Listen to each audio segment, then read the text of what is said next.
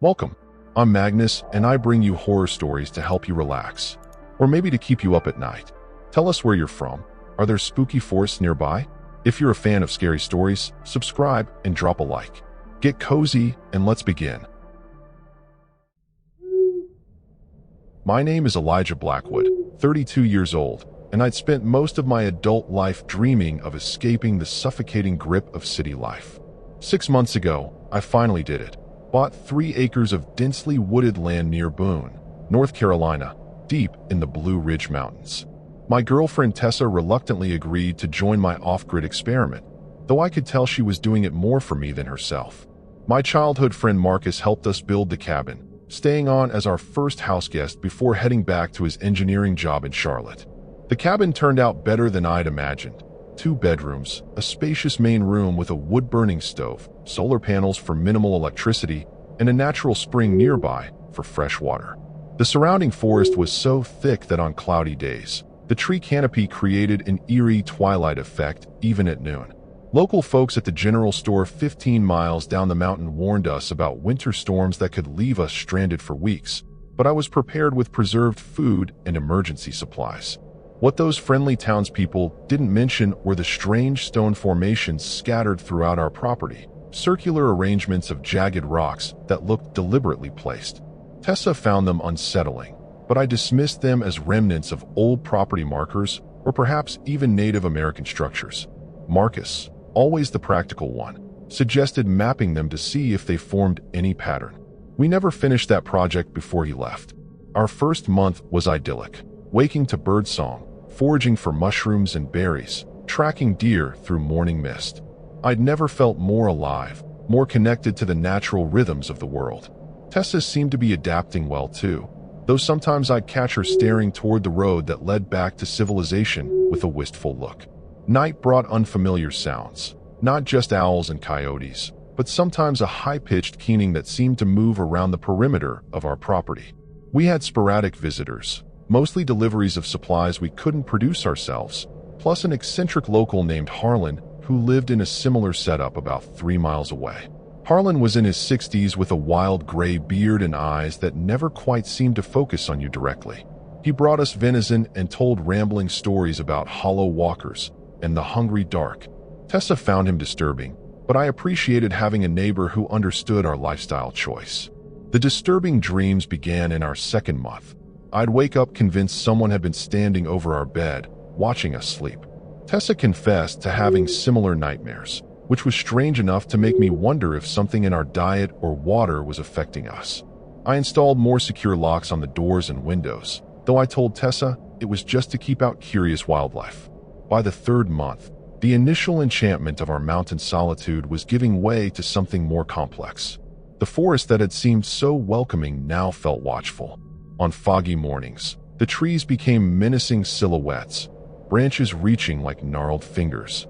The isolation that had once felt like freedom now pressed in around us like a physical weight. Still, I was determined to make this work. I'd invested everything into this dream. Tessa started keeping a journal of incidents, small things that could be explained away individually but became unsettling in aggregate. Items moved from where we'd left them. Strange scratching sounds from the roof at precisely 3:17 a.m. 3 nights in a row. A persistent smell of wet earth and decay that would appear and disappear in different rooms. The trail camera I'd set up to identify wildlife showed only static when checked after nights when the sounds were worst. Looking back, I should have paid more attention to the warning signs, especially after Harlan's last visit. He'd seemed agitated, repeatedly glancing toward the northern corner of our property where the stone circles were most concentrated. "The autumn equinox comes soon," he'd said, refusing to elaborate. "Some doors should stay closed, even when someone comes knocking." I laughed it off then. God, I wish I hadn't been so dismissive of the horror that was silently creeping toward us through those ancient mountains. The first real problem emerged when our communications went down.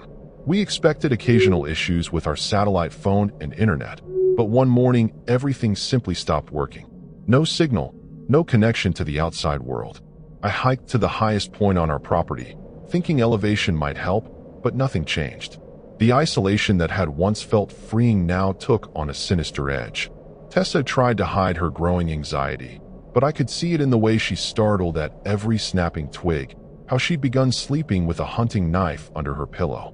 "It's just technology being unreliable," I assured her, but even I didn't quite believe it.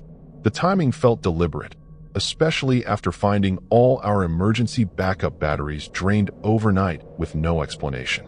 We were truly alone now, cut off from any help. The weather changed abruptly, unnaturally. Though it was only mid-September, a biting cold descended on our little valley, bringing with it a thick, persistent fog that never fully dissipated, even at midday. The sun became a dim, diffuse glow that barely penetrated the mist. Our solar panels generated less and less power each day, forcing us to conserve what little electricity we had for absolute emergencies. I decided to hike to Harlan's place for help, but when I reached his cabin, I found it abandoned. The door stood open, flapping in the wind.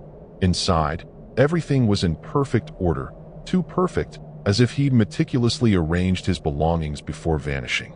On his table lay an open book, its pages covered in writing I couldn't decipher, alongside a crude map of the mountain with our property circled in red. Next to it was a note in shaky handwriting. "They return every 27 years. Count the stones." The walk back to our cabin was the longest of my life. The forest had never felt so unwelcoming. Branches seemed to reach for me. Underbrush tangled around my ankles as if trying to hold me back. Twice I heard what sounded like footsteps paralleling my path, stopping when I stopped, continuing when I moved. Yet whenever I turned to look, nothing was there but swirling mist among ancient tree trunks covered in sickly pale fungi I hadn't noticed before. When I finally reached our clearing, I found Tessa in a state of panic. While I was gone, she'd discovered something horrible. All those stone formations on our property had changed positions overnight.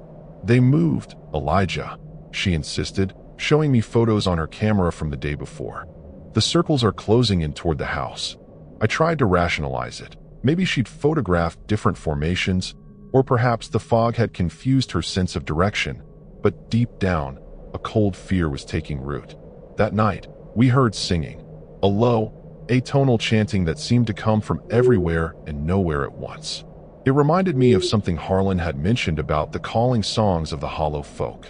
We huddled together in our bedroom, doors locked, windows shuttered, as the haunting melody circled our cabin for hours. Just before dawn, it stopped, replaced by a sound like dozens of feet shuffling through dead leaves, growing distant until silence returned. With morning light, I found courage enough to step outside. The sight that greeted me made my blood run cold. Each of those stone formations had indeed moved, now arranged in a perfect circle around our cabin, exactly 27 feet from the walls in every direction. The precision was impossible. No human could have moved those heavy stones so perfectly in one night. More disturbing still were the symbols carved into each rock, fresh marks that glistened with moisture despite the dry night. Tessa wanted to leave immediately, but when we tried to start our truck, the engine wouldn't turn over. The battery was dead, and so was my backup generator. Every path of escape was systematically being cut off. We were being contained, corralled like livestock. That's when I remembered Harlan's words more clearly. They return every 27 years. Count the stones. I walked the perimeter of the new stone circle. 27 stones. 27 years. Something ancient was awakening in these mountains, and we had unknowingly built our home on its doorstep. The threat revealed itself on the night of the autumn equinox. We'd barricaded ourselves inside, windows covered with blankets, doors reinforced with furniture. As darkness fell, the temperature plummeted until our breath fogged in the air. The wood stove provided little warmth, as if something was sucking the heat right out of the flames. Then came the knocking, not on the door or windows, but from beneath the floorboards, as if something was testing the boundaries of our shelter from below. I'd never seen true darkness until that night, the kind that seems alive, that moves with purpose and intelligence. It seeped through the cracks in our walls like black smoke, extinguishing our lanterns one by one until only a single candle remained. In its feeble light, I watched in horror as the darkness coalesced into vaguely humanoid shapes, tall, emaciated figures with limbs too long and joints that bent in impossible ways. They didn't walk so much as glide across the floor, leaving no footprints despite the dust. Tessa gripped my arm so tightly her nails drew blood, but neither of us dared make a sound. The shadowy visitors seemed more curious than malevolent at first, drifting around our possessions, occasionally reaching out with impossibly long fingers to touch something. A book, a photograph, a piece of clothing. Each item they touched was left covered in a thin layer of black residue, like soot but oilier, that smelled of wet caves and rotting vegetation. When one of them approached our huddled forms, I could finally see its face, or rather, the absence of one. Where features should have been was only a smooth, reflective darkness that somehow showed distorted versions of our own terrified expressions looking back at us. It leaned in close, and I felt an ice-cold breath against my cheek as it seemed to taste the air around us. Tessa whimpered beside me, and the creature's head snapped toward her with an audible crack of misaligned vertebrae. What happened next defies explanation. The shadow being placed a hand on Tessa's forehead, and her eyes rolled back as her body went rigid. Her mouth opened in a silent scream as black veins spread across her skin from the point of contact. I tried to pull her away, but my hands passed through the creature as if it were made of smoke. Yet its grip on Tessa was undeniably physical. She was trapped in its hold, unable to move or speak as it somehow communicated with her mind. When it finally released her, Tessa collapsed into my arms, shivering violently. The shadow beings retreated, melting back through the walls and floor as silently as they had arrived. Our lanterns flickered back to life one by one, and the oppressive cold gradually subsided. For hours, Tessa couldn't speak, only stare at the ceiling with vacant eyes. When she finally did, her voice was changed, hoarser, with an accent I'd never heard before. "They've been here all along," she whispered, waiting beneath the stones. According to Tessa, or whatever now spoke through her, our land sat atop an ancient ceremonial site of the Cherokee, later used by European settlers for darker purposes. Every 27 years, the boundary between worlds thinned, allowing these hollow walkers to cross over.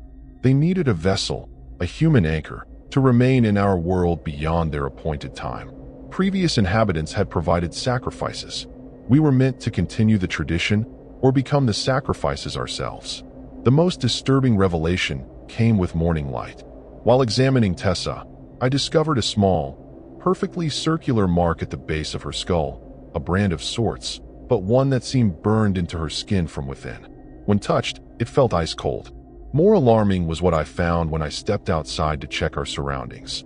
The stone circle had changed again, now forming a spiral that led from our cabin down the mountainside toward a dark crevice in the earth I'd never noticed before. Something was clearly wrong with both Tessa and our mountain home, and I knew with growing dread that we were running out of time. I made the decision to escape that morning, while Tessa was sleeping off whatever had happened to her. I packed essential supplies, gathered our emergency cash, and prepared our backpacks, moving as quietly as possible. When Tessa woke, her eyes seemed clearer, but there was something off about her movements, too fluid, as if her joints had additional range.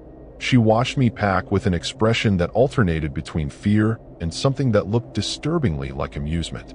"They won't let us leave," she said matter-of-factly, her voice still carrying that unfamiliar cadence. Despite her warning, she didn't resist when I helped her into her coat and boots. As we stepped outside, the air felt heavy, charged with an electric tension that made the hair on my arms stand on end. The fog had receded slightly, revealing a narrow path that hadn't existed the day before, a winding trail that led away from the spiral of stones, down toward where I thought the main road should be. We moved as quickly as Tessa's condition allowed, which wasn't very fast.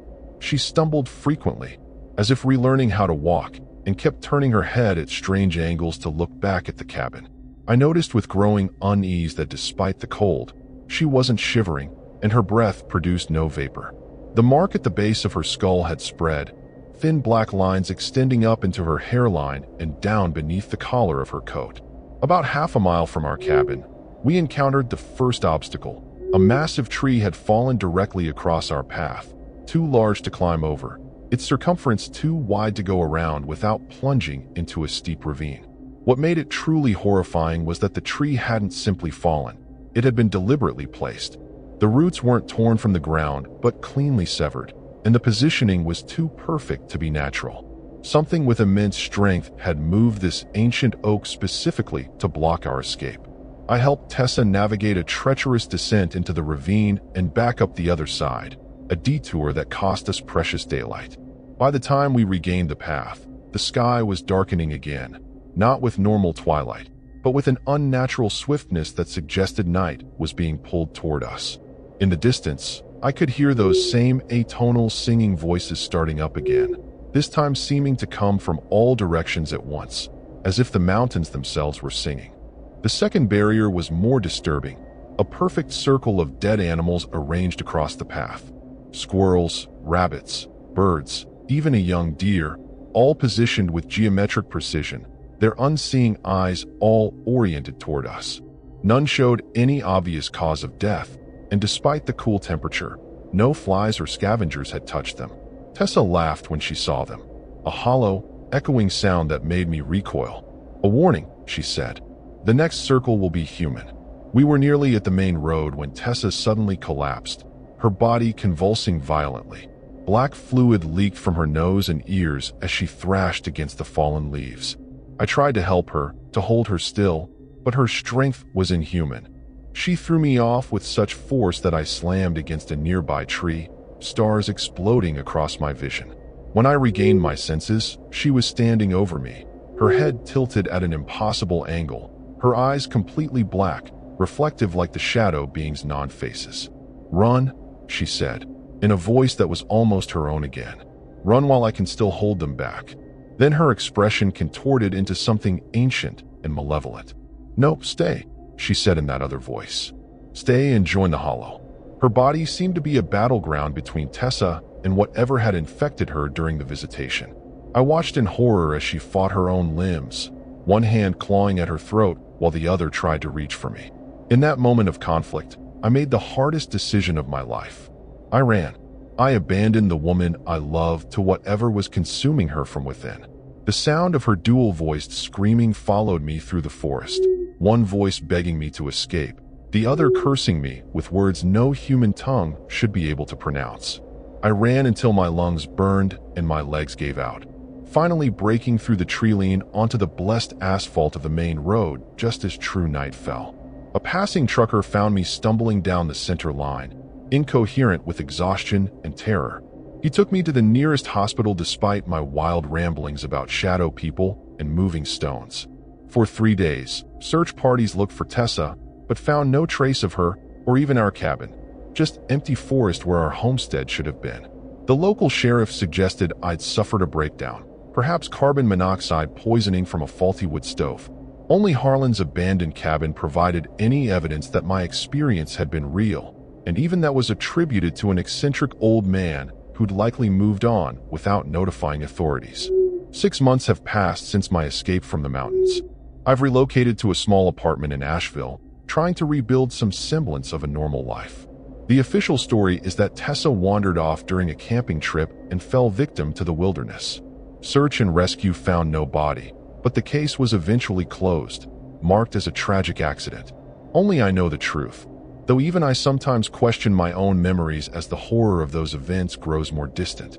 The nightmares haven't stopped, dreams where I'm back in that cabin, watching black veins spread across my own skin while shadowy figures glide around me.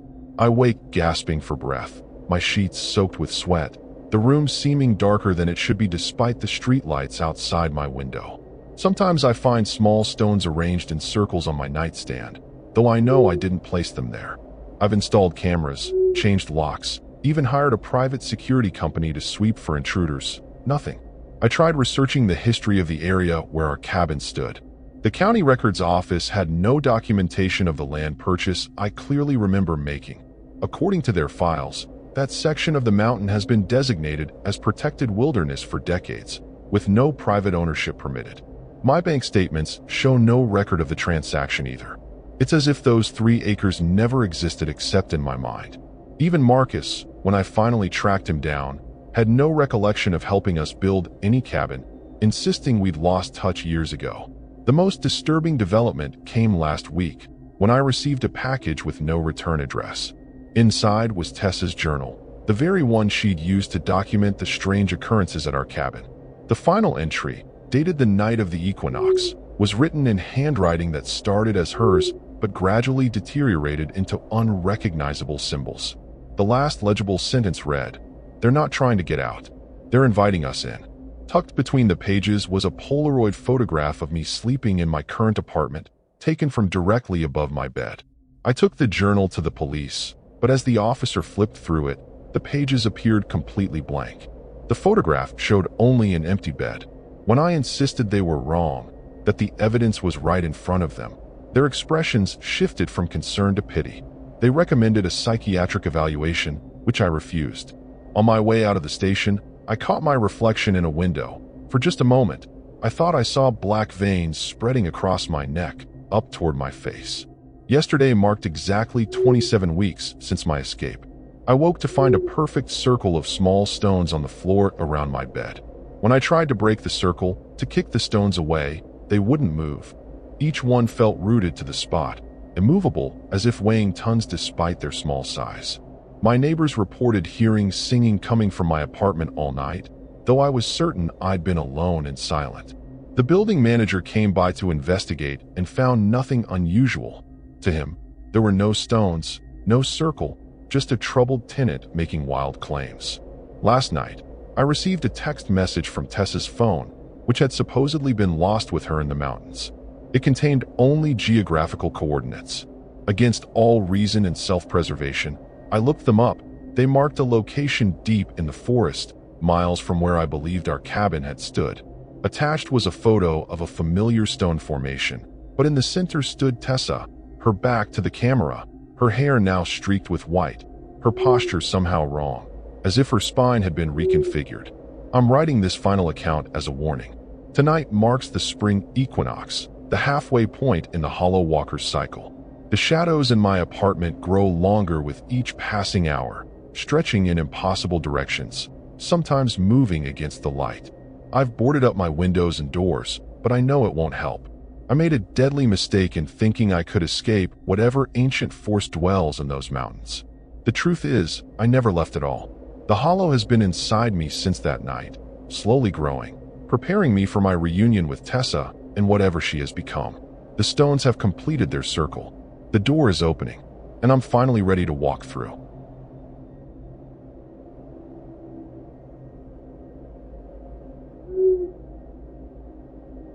My name is Violet Mercer, 28 years old, and I'd spent most of my life in Pittsburgh dreaming of the quiet and simplicity promised by rural living. When my grandfather died and left me his remote property in West Virginia's Monongahela National Forest, it felt like fate.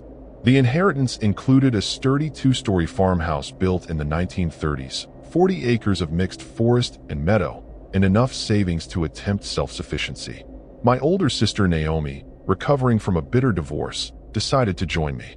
Our neighbor Ezekiel Porter, a grizzled Vietnam veteran in his 70s, lived about a mile down the single dirt road that connected our properties to the main highway. The mountains welcomed us that April with an explosion of wildflowers and birdsong. We spent our first weeks setting up rainwater collection systems, planting a vegetable garden, and converting one of the outbuildings into a workshop where Naomi could continue her small woodworking business. Grandfather's solar setup was outdated but functional, providing enough power for our basic needs. We hauled in supplies from the nearest town, Hendricks, population 613, every 2 weeks, gradually becoming familiar faces at the general store where locals regarded us with polite curiosity. I couldn't understand why grandfather had kept this paradise to himself, rarely inviting family to visit. The property was breathtaking, rolling meadows giving way to steep wooded slopes, a crystal-clear stream cutting through the western edge, and views of endless blue mountains from the farmhouse's wide front porch. Even the harsh winters he'd complained about in his rare letters seemed a small price to pay for such beauty and isolation. The only peculiar feature was a massive, ancient oak tree standing alone in the center of the meadow, its enormous trunk scarred with what looked like old carvings. Ezekiel, just call me Zeke, became our unofficial guide to mountain living. He taught us which mushrooms were safe to forage, how to predict weather changes from cloud patterns, and where to find the best fishing spots. Sometimes he'd bring his aging bloodhound Chester when he visited, the dog sniffing excitedly around our property, but always refusing to go near the big oak. "Smart animal," Zeke had commented, watching Chester's reluctance. "Dogs know things we don't." I laughed it off then, but would later remember that offhand remark with chilling clarity. Our off-grid dreams seemed to be unfolding perfectly until the nightmares began. Every night around 3 a.m., I'd jolt awake from the same terrifying dream, standing beneath the oak tree as its branches twisted downward like tentacles, while the carvings in its trunk leaked a dark, viscous fluid that smelled of copper and rot. More disturbing was discovering that Naomi was having identical dreams, down to the smallest details. We tried to dismiss it as a strange coincidence, the result of shared anxiety about our new lifestyle. The first real hint that something was wrong came when we found our garden destroyed one morning. Not by deer or rabbits. The vegetables hadn't been eaten, but methodically uprooted and arranged in intricate spiral patterns across the dirt. Zeke examined the scene with surprising seriousness, his weathered face grim as he knelt to touch the soil. "Did either of you hear singing last night?" he asked. When we shook our heads, he nodded as if confirming something to himself. "Good. Means they're just warning you off, not inviting you in yet." I struggled to get Zeke to explain what he meant, but he became evasive, mumbling something about mountain ways and things better left alone. Before leaving that day, he pressed a small leather pouch into my hand, filled with dried herbs and what looked disturbingly like tiny bones, instructing me to hang it over our front door. I did as he suggested, feeling foolish but strangely compelled. Naomi rolled her eyes at my superstition but didn't object.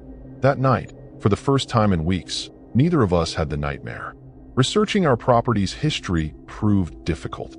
County records were spotty, and internet access from our remote location was temperamental at best.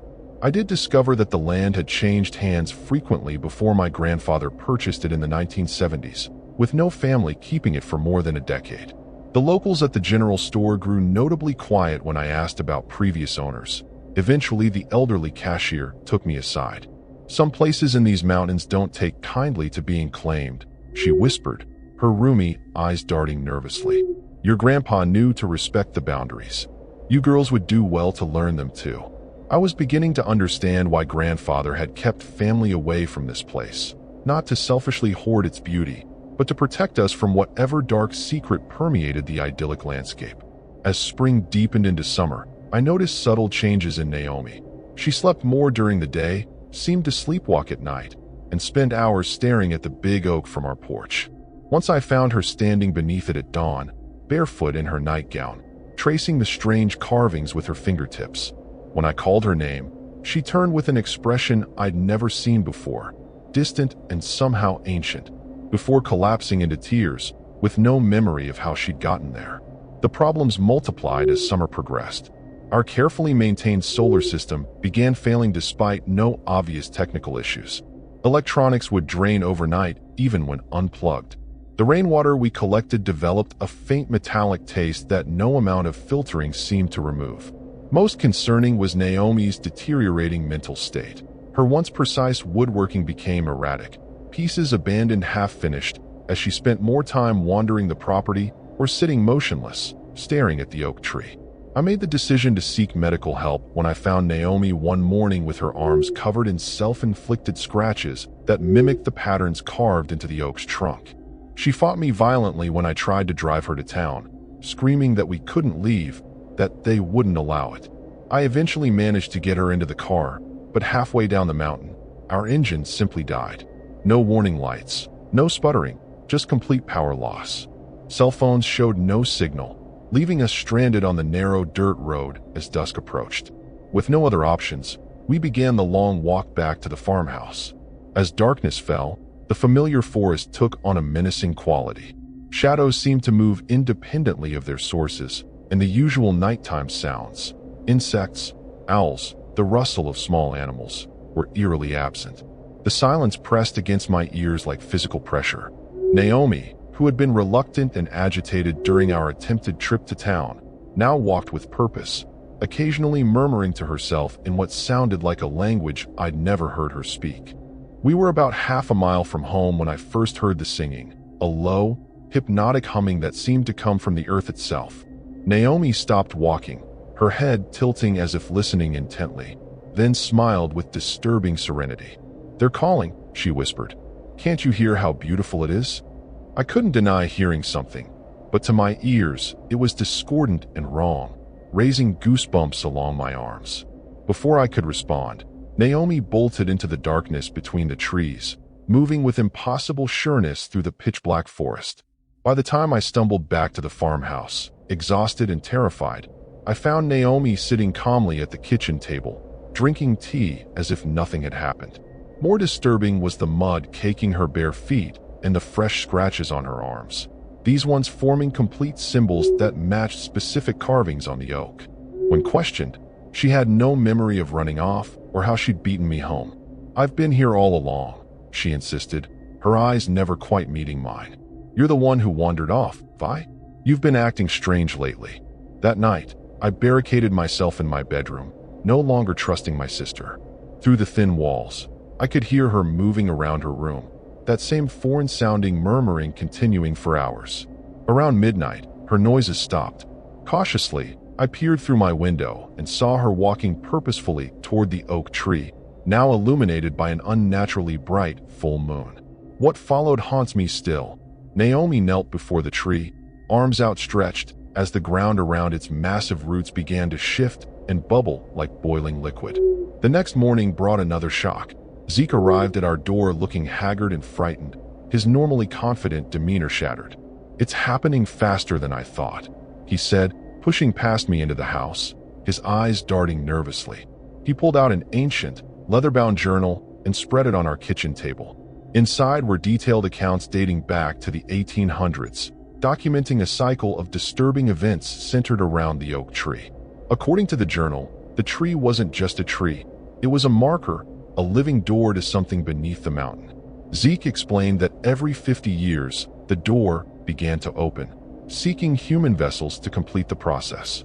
The strange carvings were a language older than human civilization, instructions for an awakening.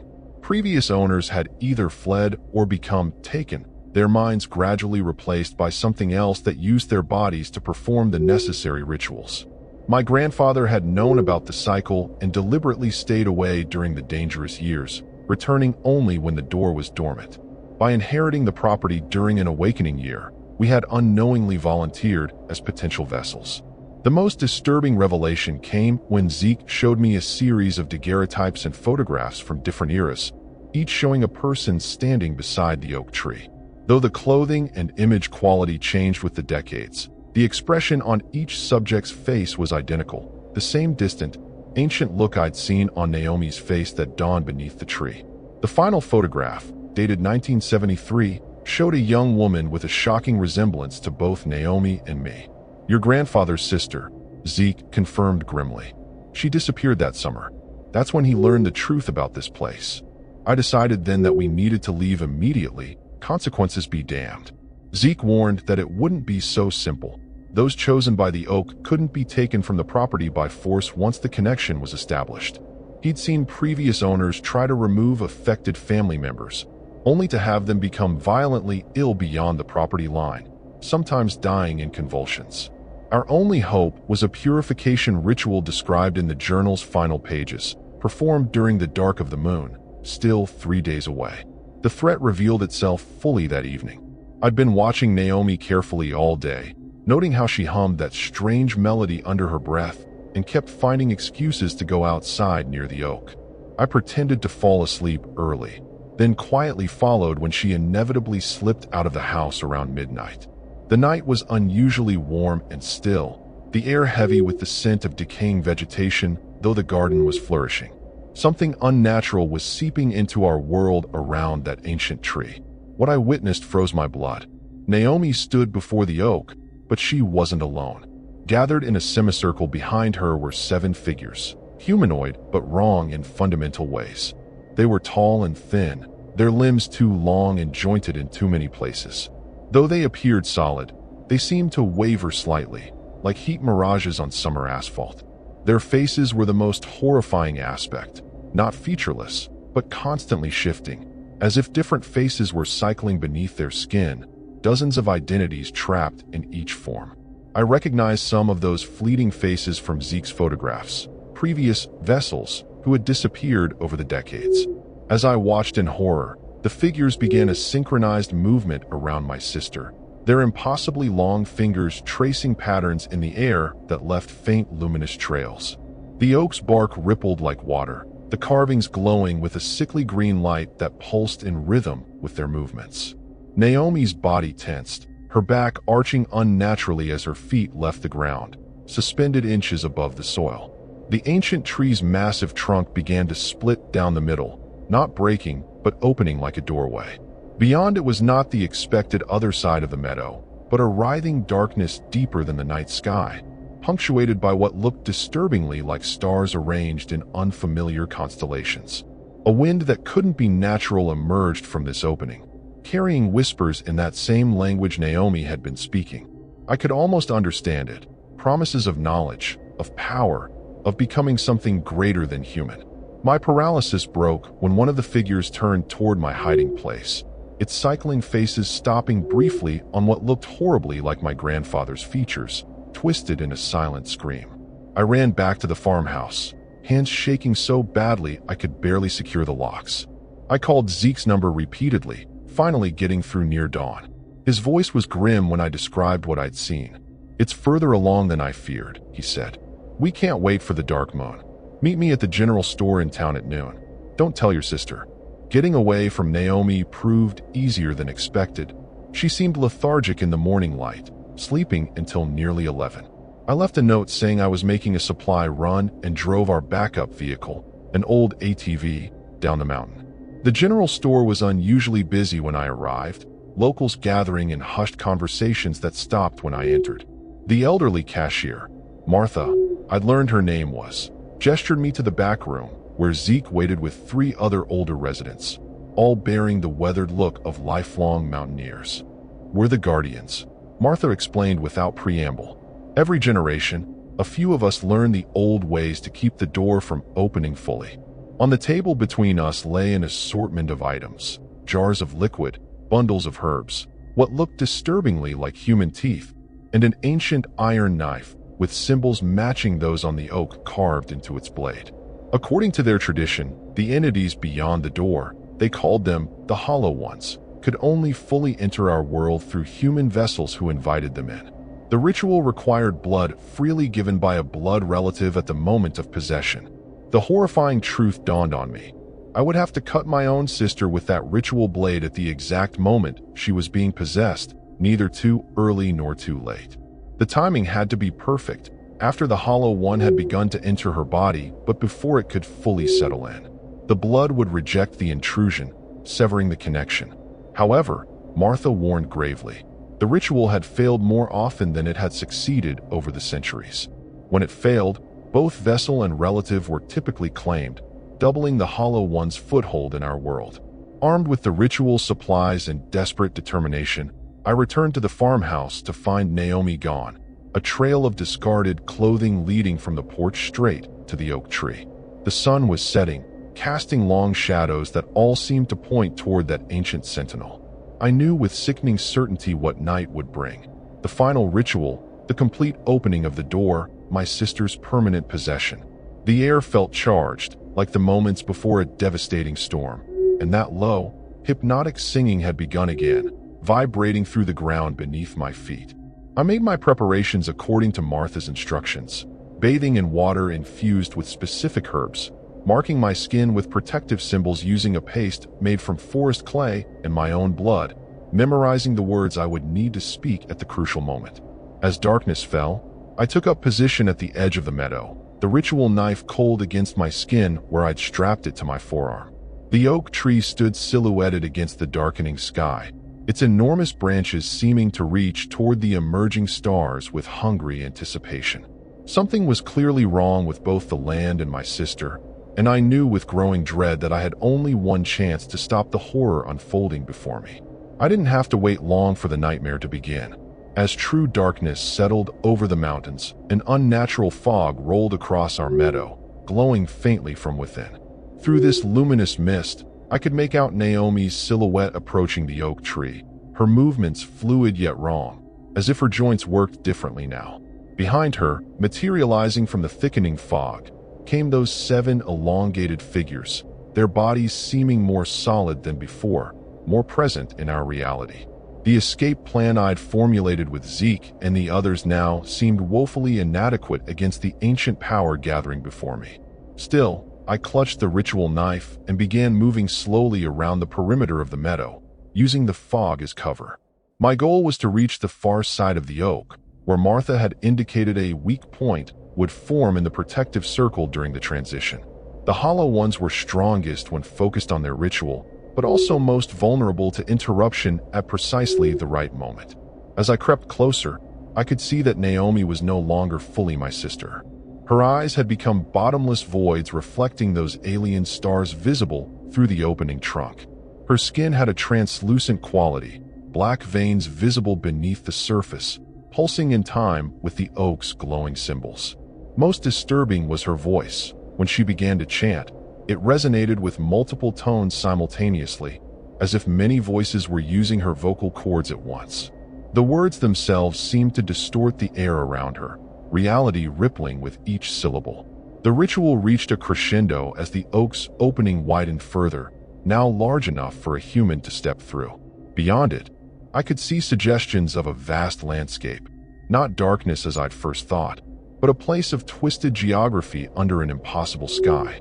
Mountains floated unmoored from any ground, rivers flowed upward, and shapes that defied description moved in the distance. The Hollow Ones formed a tight circle around Naomi, their elongated fingers weaving complex patterns that left trails of phosphorescent light hanging in the air. I was nearly in position when disaster struck. My foot caught on an exposed root, sending me stumbling forward into the clearing. 7 heads swiveled in perfect unison to face me, their features still cycling but slowing, as if focusing on my intrusion. Naomi's head turned last, mechanically, those star-filled eyes widening with recognition. For just a moment, I saw my sister fighting to resurface, her mouth forming my name without sound. Then the Hollow Ones moved with blinding speed, 3 breaking formation to intercept me while the others continued the ritual.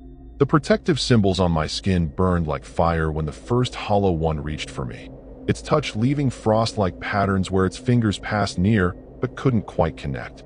The herb paste was working as Martha had promised, creating a barrier they couldn't easily penetrate.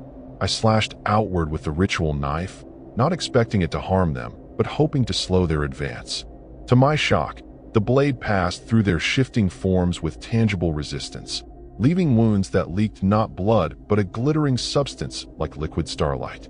Taking advantage of their momentary confusion, I sprinted toward Naomi, who was now being physically lifted toward the opening in the tree. Her body hovered horizontally several feet above the ground, arms outstretched in a cruciform position, head tilted back at an impossible angle. The remaining Hollow Ones wove their light patterns more frantically now, clearly rushing to complete the transition before I could interfere. I had seconds at most before my sister would be guided through that terrible doorway. With a desperate surge of strength, I leaped over the final Hollow One blocking my path and plunged the ritual knife into the ground directly beneath Naomi's hovering form. Martha's instructions had been explicit. The blade needed to pierce the earth at the exact center of the ritual site, disrupting the energy flow. As the knife sank to its hilt, a shockwave of force exploded outward, knocking all of us, human and hollow alike, to the ground. The glowing symbols on the oak dimmed momentarily, and the doorway within its trunk shuddered, contracting several inches. In the confusion, I scrambled toward my fallen sister. She lay unnaturally still, those black veins now pulsing erratically beneath her skin. When I touched her, her eyes snapped open, one normal, one still filled with alien stars. "Vi," she gasped in her own voice, "they're still inside me." The Hollow Ones were recovering, reforming their circle, their movements now urgent and angry. The ritual knife remained planted in the earth, vibrating intensely, its symbols glowing in counterpoint to those on the tree. I had interrupted their ceremony, but not stopped it. Remembering the final part of Martha's instructions, I drew the small clay bowl from my pack and pressed its edge to Naomi's forehead. "Blood freely given may break the bond," I recited, then used a second, smaller blade to slice my own palm, letting my blood fill the bowl. Naomi understood immediately, raising her trembling hand to do the same.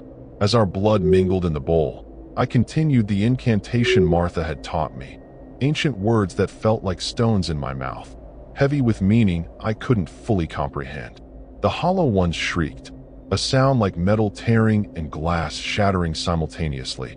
As they realized what we were attempting, they lunged toward us, but an invisible barrier seemed to form around our huddled forms, our mingled blood creating a temporary protection. I finished the incantation and pressed my bloodied hand to Naomi's chest, directly over her heart, while she did the same to me. For a breathless moment, nothing happened. Then every black vein in her body illuminated from within, glowing like superheated wire before fading dramatically. Naomi convulsed violently, her back arching as she vomited a stream of that same star fluid that had leaked from the wounded hollow ones. Above us, the doorway in the oak began to close, the edges of our reality sealing shut with an audible wrenching sound.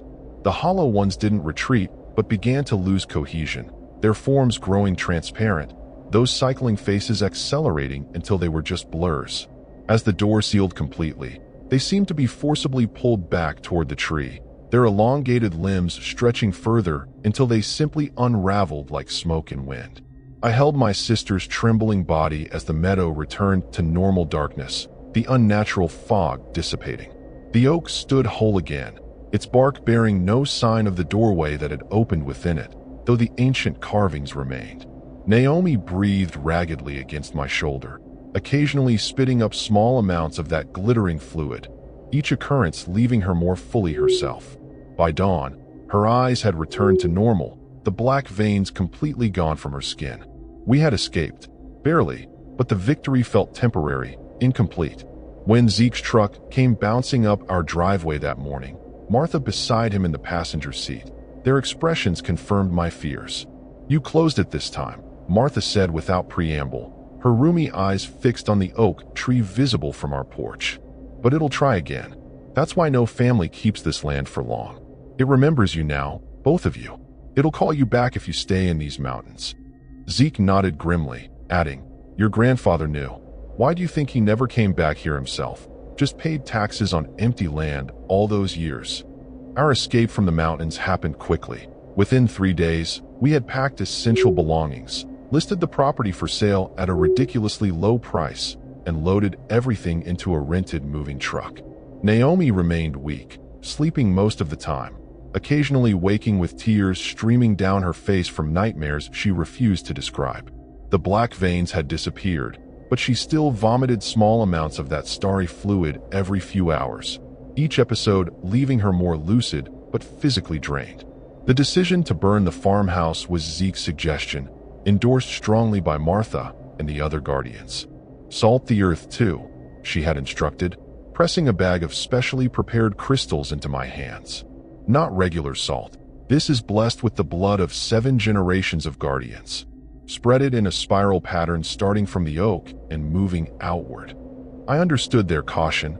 Whatever had nearly possessed my sister hadn't been banished completely, only forced back temporarily. We needed to make the land as inhospitable as possible before abandoning it. As flames engulfed my grandfather's farmhouse, our home for those few terrible months, I felt a complex mixture of regret and relief. The structure itself had been innocent, merely positioned unfortunately on land that concealed something ancient and hungry.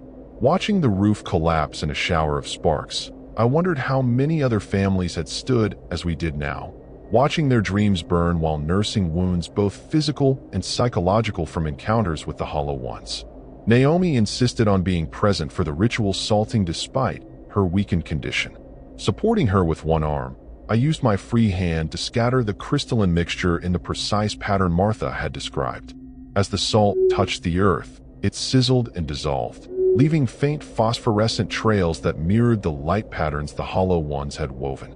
The oak tree shuddered visibly when we completed the spiral, its massive branches swaying despite the absence of wind, a low creaking emanating from deep within its trunk like a sound of pain. The most disturbing moment came as we were preparing to leave. Naomi suddenly tensed beside me, her eyes widening as she stared at the oak.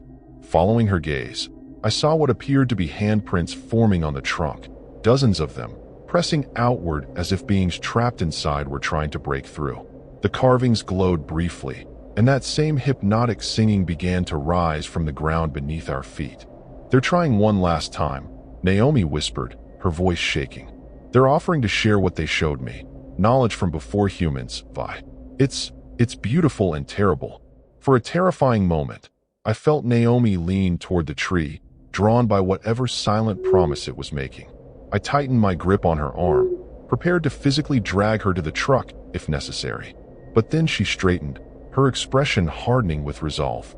"No," she said clearly, speaking not to me but to the tree, to whatever lurked behind it. "I choose my humanity." The handprints slowly receded, the singing faded, and the oak stood silent once more, waiting, I knew, for the next unwary owners. Our drive away from the property was tense, both of us expecting some catastrophic intervention to prevent our escape.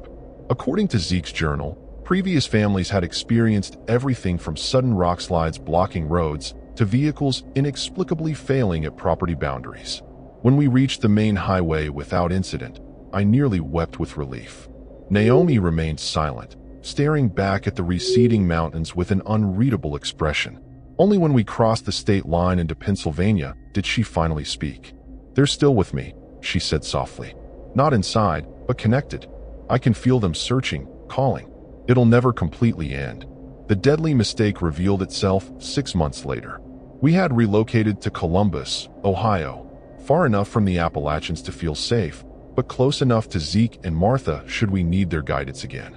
Naomi had slowly recovered, regaining her strength and resuming her woodworking, though she now produced strange, abstract pieces that sold to art galleries instead of the functional furniture she'd made before.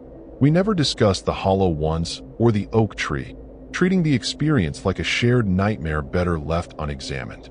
Then the package arrived, a small wooden box with no return address, just our names written in eerily familiar handwriting that resembled our own.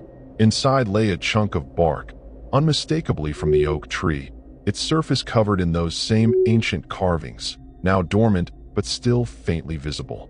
Nestled beside it was a daguerreotype identical to those Zeke had shown us, but newer, clearly recently created despite the antiquated process. It showed Naomi and me standing before the oak tree, with the same distant, ancient expressions as all the previous victims. The image was impossible. We had never posed for such a photograph. That night, Naomi disappeared from our apartment. I found her notepad on the kitchen table, covered in those alien symbols, with only one line of English. "The door never fully closes." When I called Zeke in panic, Martha answered instead, her voice heavy with resignation. "They found another way," she said simply. "The connection your sister formed. Blood calls to blood." They've been working through her memories, learning, adapting. The photograph was the anchor, a piece of their reality inserted into ours. Where is it now? With growing horror, I realized the daguerreotype was missing from the box. A frantic search of the apartment revealed nothing. Both it and Naomi were simply gone. I tried tracking her phone, her credit cards, checking hospitals and police reports. Nothing. For 3 weeks, I searched desperately, finally driving back to the Appalachian property in a last, desperate attempt to find her. What I found was worse than I could have imagined. The land had been transformed. Though tax records showed it still technically belonged to us, the sale never having been completed, it now held a perfect replica of our grandfather's farmhouse, not burned as we had left it, but pristine, as if newly built. The garden flourished with vegetables ready for harvest. The oak tree stood as it always had, but the meadow around it was now covered in those same circular stone formations I'd seen in photographs of other haunted properties throughout the mountains.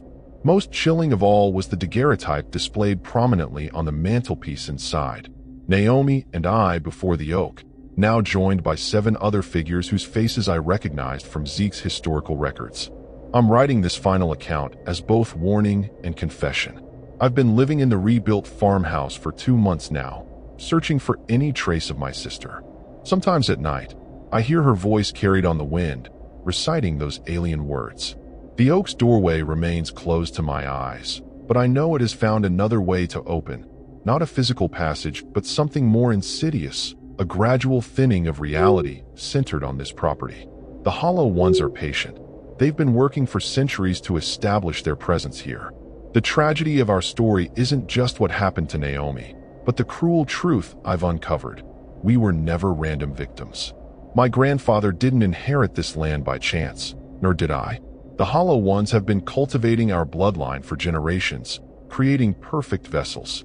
The daguerreotype shows not just past victims, but future ones. My children, my children's children, all returning to this place drawn by a compulsion they won't understand. The cycle doesn't end because the door was never just in the oak tree. It's in our blood, a genetic memory passed down through generations, calling us back to complete what began centuries ago. Tonight is the autumn equinox. I've stopped taking my medication, and the black veins have returned, spreading slowly up my arms. I can hear them singing beneath the earth, welcoming me home.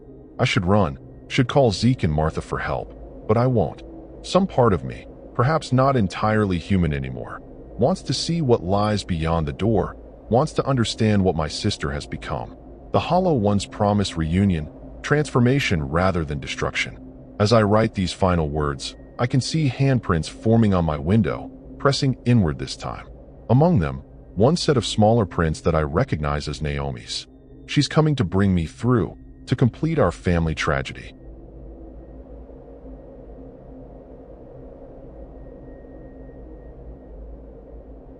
I'm Ezra Calloway, 34 years old, and I've been living off-grid in the Appalachian Mountains near Boone, North Carolina, for 6 months. My cabin's tucked deep in the Blue Ridge, surrounded by pines so tall they block out the stars. I came here to escape city life, ex-wife drama, the whole mess. Out here, it's just me, my dog Juniper, and the quiet. Well, mostly quiet. The forest has its own pulse, a hum you feel in your bones. I built this place myself, logs and all, with help from a local named Talia Redfern, a wiry woman in her 50s who knows every trail and hollow. She's my nearest neighbor, 3 miles off, and the only one who didn't laugh when I said I'd make it out here alone. The air's crisp tonight, heavy with the scent of damp earth and cedar. I'm sitting on my porch, Juniper curled up by my feet, her ears twitching at every rustle in the brush. The solitude's freeing, but it's got teeth. You start noticing things, how the wind sounds like a whisper, how the shadows shift just wrong. Talia warned me about the mountain's old ways. Said folks around Boone tell stories of things that don't belong, things that watch. I laughed it off, but her eyes didn't. She's lived here her whole life, knows the myths, like the Wampus cat, a beast that's half woman, half panther, stalking those who wander too far. I met Talia when I bought my land. She showed up with a jar of moonshine and a warning. Respect the mountain, or it'll chew you up. She's tough, raised 2 kids alone after her husband vanished on a hunting trip years back. Never found him. Folks in Boone whisper about it, say the forest took him. Talia doesn't talk much, but when she does, you listen. Her son, Gideon, 27, helps me sometimes, hauls firewood, fixes my solar panels. He's quiet, always glancing over his shoulder like he's waiting for something to jump out. Says the mountains have eyes. I thought he was just messing with me. Building the cabin was brutal. Blisters, splinters, and a near miss with a falling beam. But it's mine, wood stove, rainwater tank, the works. I've got enough canned goods and venison to last a year. Juniper's my early warning system. She barks at anything that moves. Still, I keep a rifle by the door. Not for bears or coyotes, more for the feeling I get at night, like I'm not alone. Talia says it's just the mountain settling, but I've seen her clutch a charm around her neck when she thinks I'm not looking. Some kind of carved bone, old as sin. The locals in Boone are friendly but guarded. At the general store, old man Clyde, who's got one eye and a limp, told me about the haints, ghosts that linger in these hills. Said his grandpa saw one in 42, a woman in white who led him to a creek and vanished. I smiled, bought my nails, and left.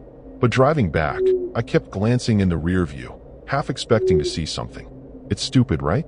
Just stories. Still, I checked the locks twice before bed.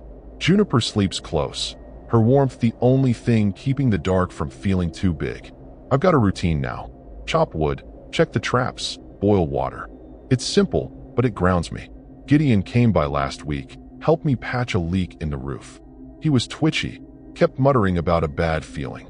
Said his mom's been acting strange, staying up late, burning sage. I teased him about it, but he didn't laugh. Just handed me a knife, bone-handled, sharp as hell, and told me to keep it close. I didn't ask why. The weight of it in my hand felt heavier than it should, like it carried a story I didn't want to hear. The forest changes at night. It's not just dark, it's thick, like the air's holding its breath.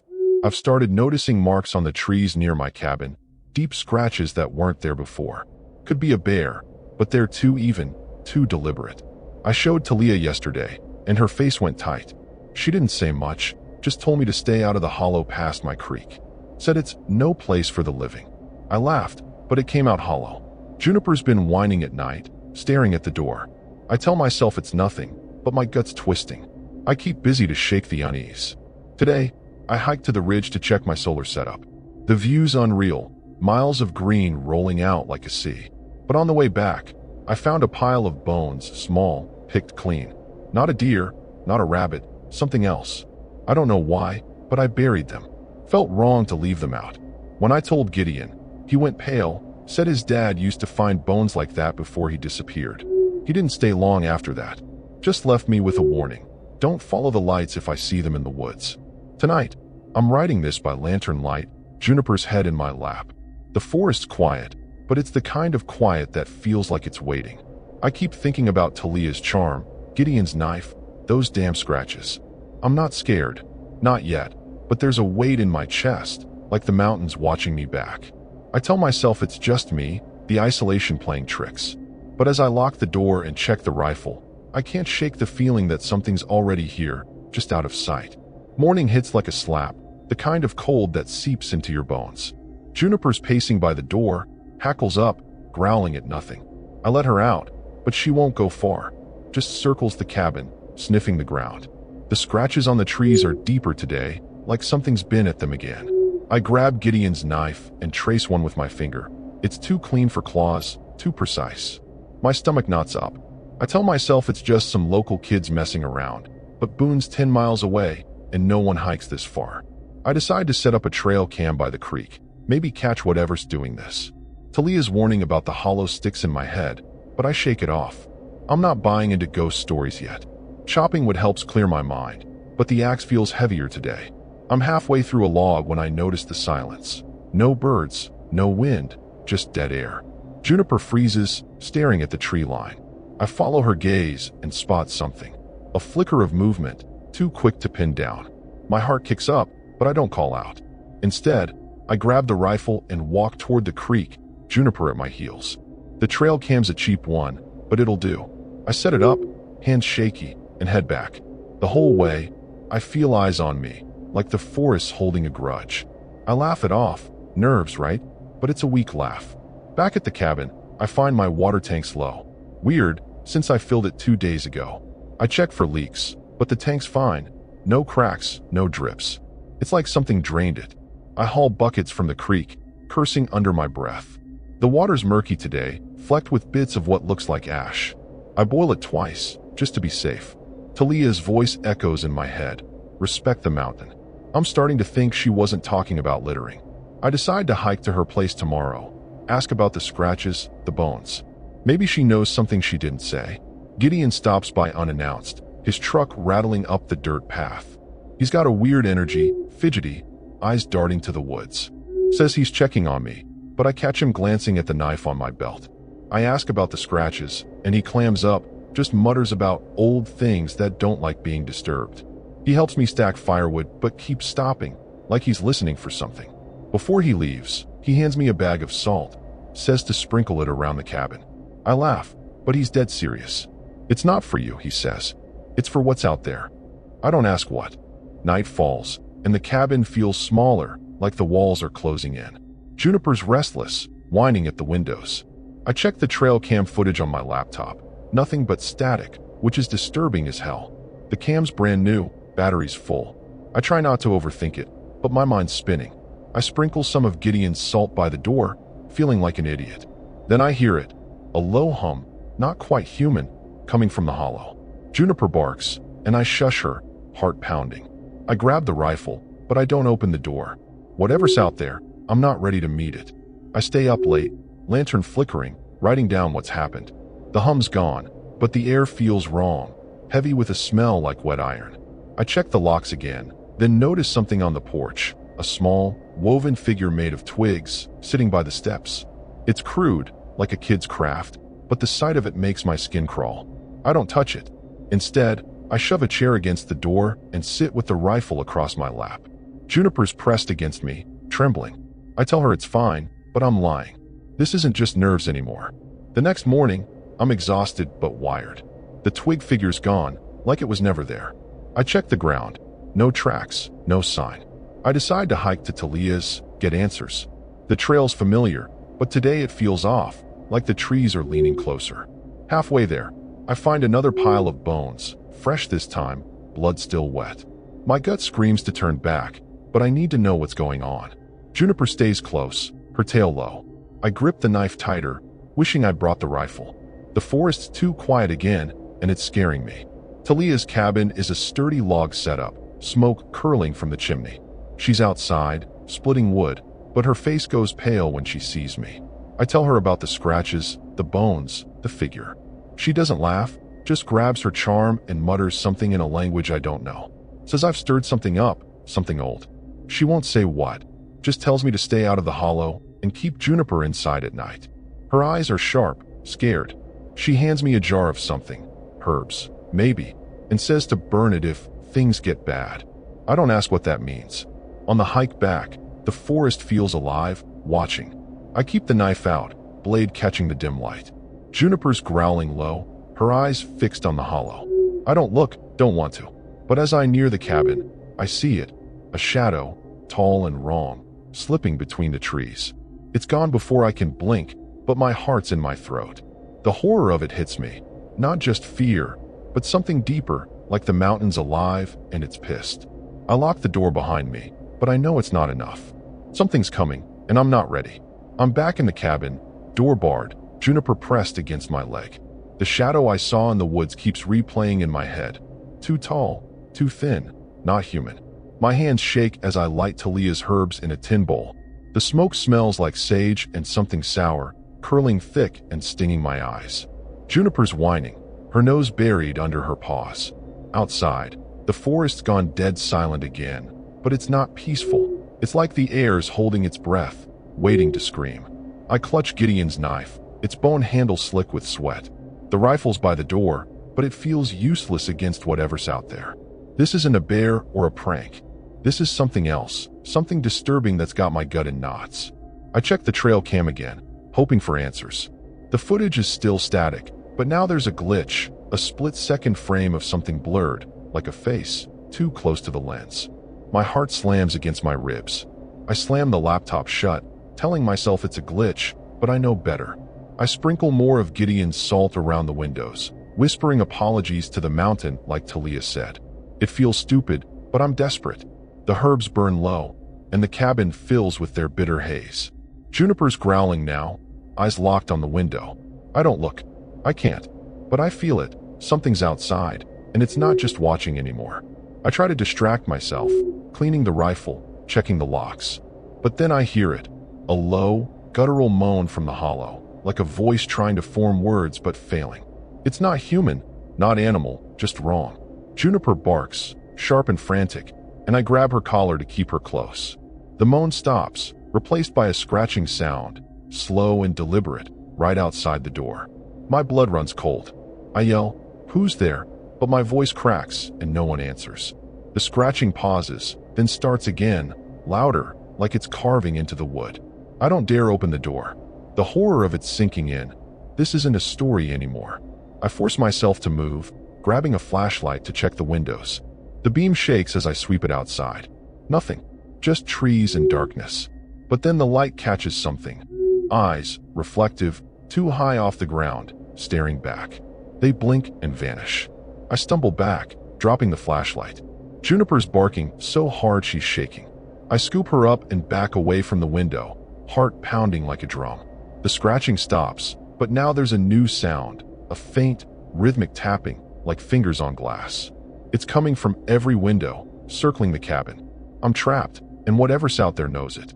I grab Talia's jar of herbs and dump the rest into the fire. The flames flare green, spitting sparks, and the air gets thick, almost suffocating. For a second, the tapping stops, and I think maybe it worked.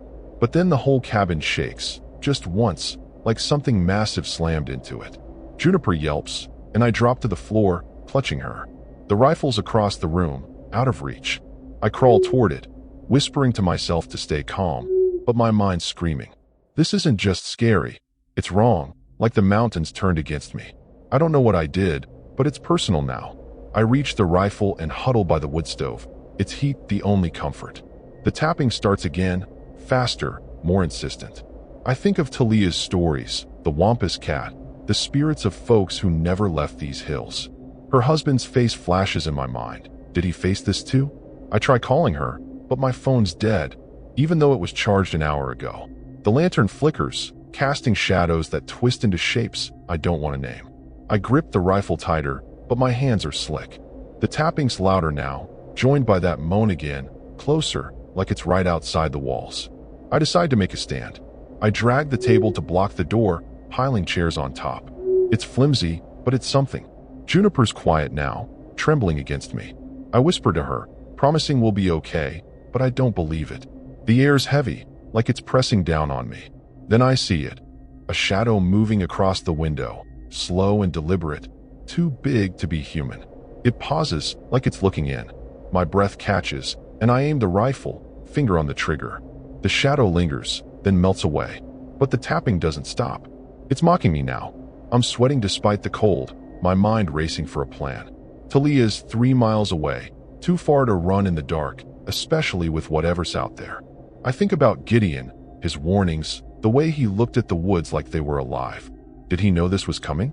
I checked the trail cam one last time, desperate for proof I'm not losing it. The screen's black now, but there's a sound, a whisper, faint and garbled, like it's coming through the speakers. It says my name. I rip the battery out, heart hammering. This is real, and it's after me. The night stretches on, and I'm still here, rifle in hand, Juniper at my side. The tapping's irregular now, like it's playing with me. I keep the fire going, the green flames casting eerie light. Every creak of the cabin makes me jump. I think about the twig figure, the bones, the eyes in the dark. Talia said to stay out of the hollow, but I crossed it yesterday. Was that my mistake? The moan comes again, closer, and this time it's got words. My name, clear as day, in a voice that's not human. I'm not just scared, I'm terrified, and I don't know how much longer I can hold out. The moan saying my name snaps something in me. I can't stay here, trapped like a rat. I grab Juniper, the rifle, and Gideon's knife, shoving the herb jar in my pack. The tapping's relentless, circling the cabin. I rip the table from the door, heart pounding, and decide to make a run for Talia's. 3 miles through the dark, but it's my only shot. I fling the door open, expecting claws or teeth, but there's nothing, just thick fog and that iron smell. Juniper's trembling, but follows me out. The forest's too quiet, like it's waiting to pounce. I sprint toward the trail, flashlight beam bouncing, praying I don't see those eyes again. The horror's real now, and I'm not sticking around to meet it. The trail to Talia's is narrow, roots snagging my boots. Juniper's ahead, growling low. The fog's so thick I can barely see 10 feet, and every shadow looks like that thing from the window. My flashlight flickers, and I curse, smacking it against my palm. It holds, but the light's weak. Then I hear it, footsteps, heavy, crunching behind me. Not human, too fast. I spin, rifle up, but nothing's there. My chest tight, breath ragged. I tell Juniper to stay close, but she's frozen, staring into the fog. I grab her collar and keep moving, the knife in my other hand. Whatever's chasing me, it's not giving up, and I'm running out of time. Halfway to Talia's, the trail dips into the hollow I was told to avoid.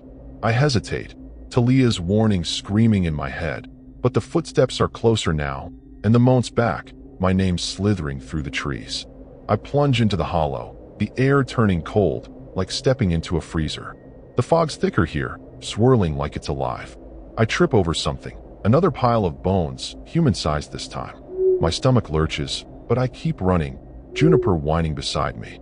The flashlight catches a shape in the fog, tall, hunched, with limbs too long. I fire the rifle, the shot echoing. The shape vanishes, but the moan gets louder, angrier. I'm not escaping, it's hurting me. I push harder, legs burning, lungs screaming. The hollow's a maze of twisted trees, their branches clawing at me. I think of Talia's husband, lost out here, and wonder if this is what got him. Juniper's barking now, sharp and desperate. I glance back and see it. Eyes glowing red, cutting through the fog like embers. They're closer than before. I fire again, blindly, and keep running. The trail's gone, but I spot a faint light ahead. Talia's cabin, maybe. Hope spikes, but then the ground gives way. I tumble into a ditch, Juniper yelping as she falls with me. My ankle's twisted, pain shooting up my leg. The moat's right above us now. I scramble up, ignoring the pain, and pull Juniper close. The light's still there, flickering through the trees. I limp toward it, rifle slung over my shoulder, knife in hand. The footsteps are back, circling, like the things toying with me. I whisper to Juniper, promising we'll make it, but my voice shakes. The light's closer now, and I see it's not Talia's cabin.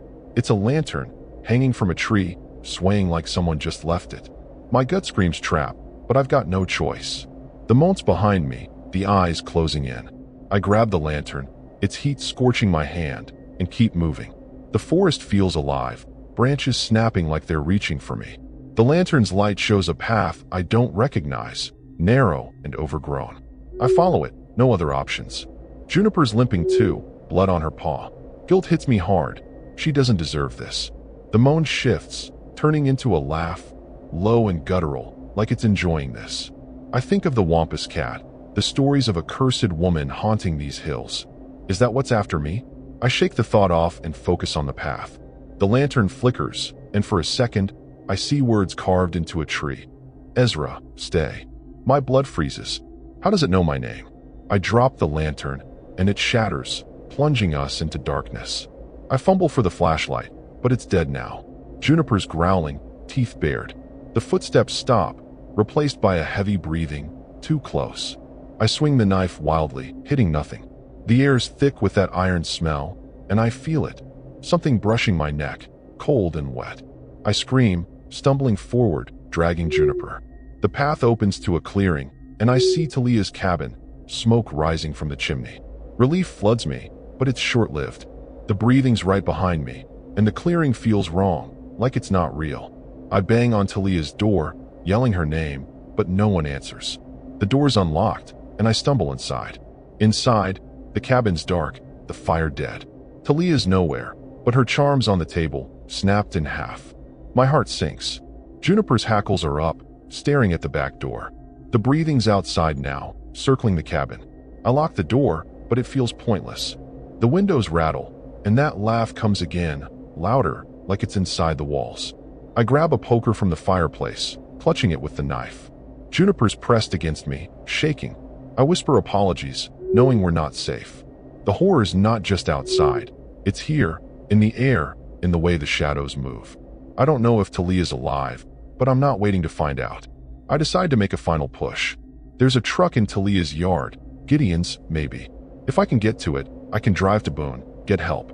I grab Juniper, the rifle, and the poker, and creep toward the back door.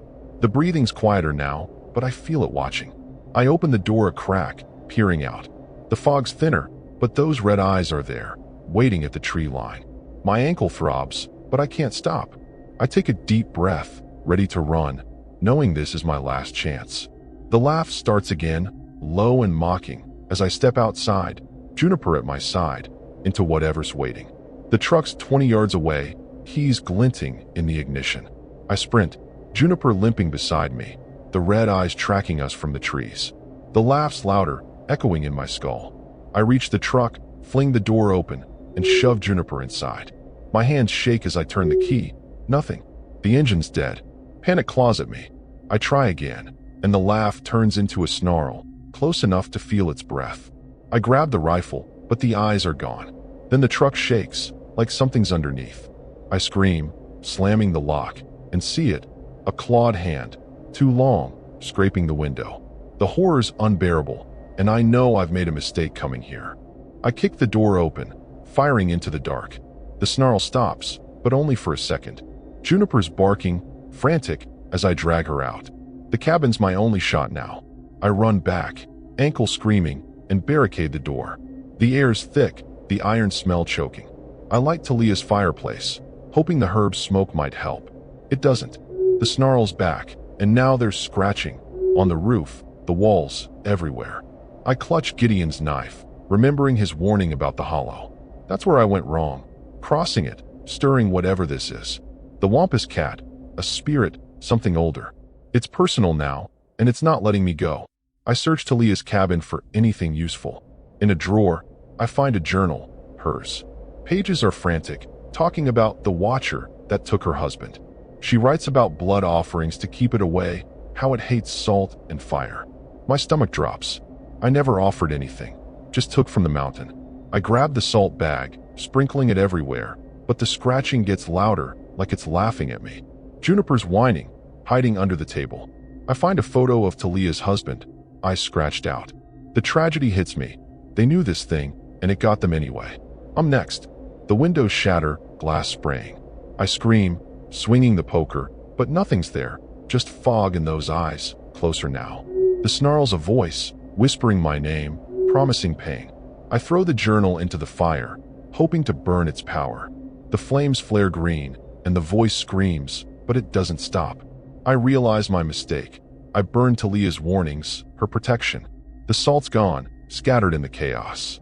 Juniper bolts for the door, and I chase her, knife in hand. Outside, the fog's alive, swirling into shapes, faces, hands, claws. I grab Juniper, but something yanks her back, her yelp cutting off. I swing the knife, hitting something solid. It shrieks, and I run, Juniper's leash empty.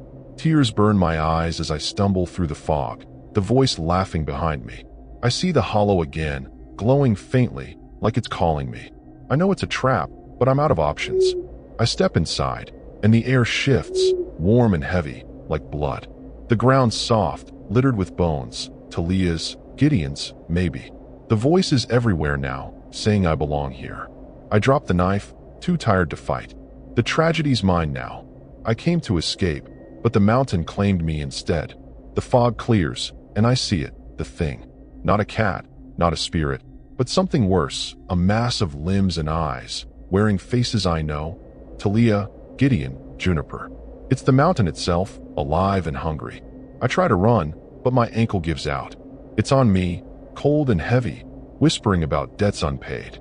I think of Talia's charm, Gideon's knife, my arrogance. I should have listened. The last thing I see is Juniper's face, twisted into its form, as it pulls me into the hollow. The ground swallows me, and the laugh fades. I'm part of the mountain now, another ghost in its story. I don't know how long I'm in the dark, but I feel it. Others here, trapped like me.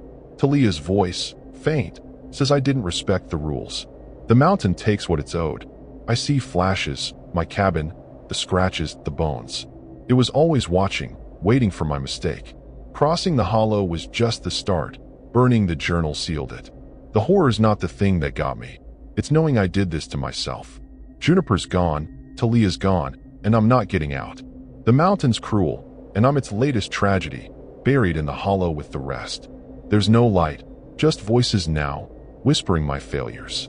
I try to scream, but nothing comes out. The thing's still here, its eyes in the dark, watching me unravel. I think of Boone, the people who'll never know what happened. Maybe they'll find my cabin, empty, another story to tell. The mountain doesn't care, it's eternal, and I'm nothing. I feel my body fading, merging with the roots, the bones. The last twist is the worst. I'm not dead, not alive, just here, forever. The mountain's won, and I'm its prisoner, a warning for the next fool who thinks they can escape. I don't fight anymore. The voices are louder, telling me to stay. I see Juniper's face, Talia's, Gideon's, all part of the thing now. It's not just a monster. It's the hollow, the mountain, the curse of this place. My mistake was thinking I could live here without paying a price. The tragedy's not just my death. It's knowing I dragged everyone else down with me. The horror's final. I'm not alone in the dark, but I wish I was. The mountain's alive, and it's keeping me for eternity, a cruel end to my escape.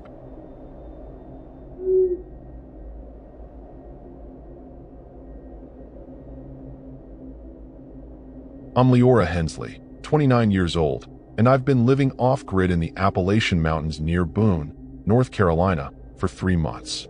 My A-frame cabin sits on a ridge overlooking Linville Gorge, a wild, jagged scar in the earth. I came here to paint, chasing solitude after a gallery flop in Charlotte. The isolation's intense, but it's what I needed. Me, my easel, and the endless pines. My only regular contact is Callum Ward, a grizzled 60-something who runs a bait shop in Boone. He drops off supplies every couple of weeks, always with a story about the mountain's ghosts. His daughter, Meriwether, 22, tags along sometimes, quiet but sharp, always sketching in a notebook she doesn't share. The gorge is breathtaking, all cliffs and mist, but it's got a vibe that's hard to shake. At night, the stars are sharp, but sometimes I see lights, flickering orbs, low over the ridge. Callum calls them the Brown Mountain Lights, says they've been around forever, leading folks astray. I brush it off as fireflies, but they don't blink right. I paint them anyway, their glow haunting my canvases. Meriwether caught me at it once, said I shouldn't call them closer. Her voice was weird, like she meant it.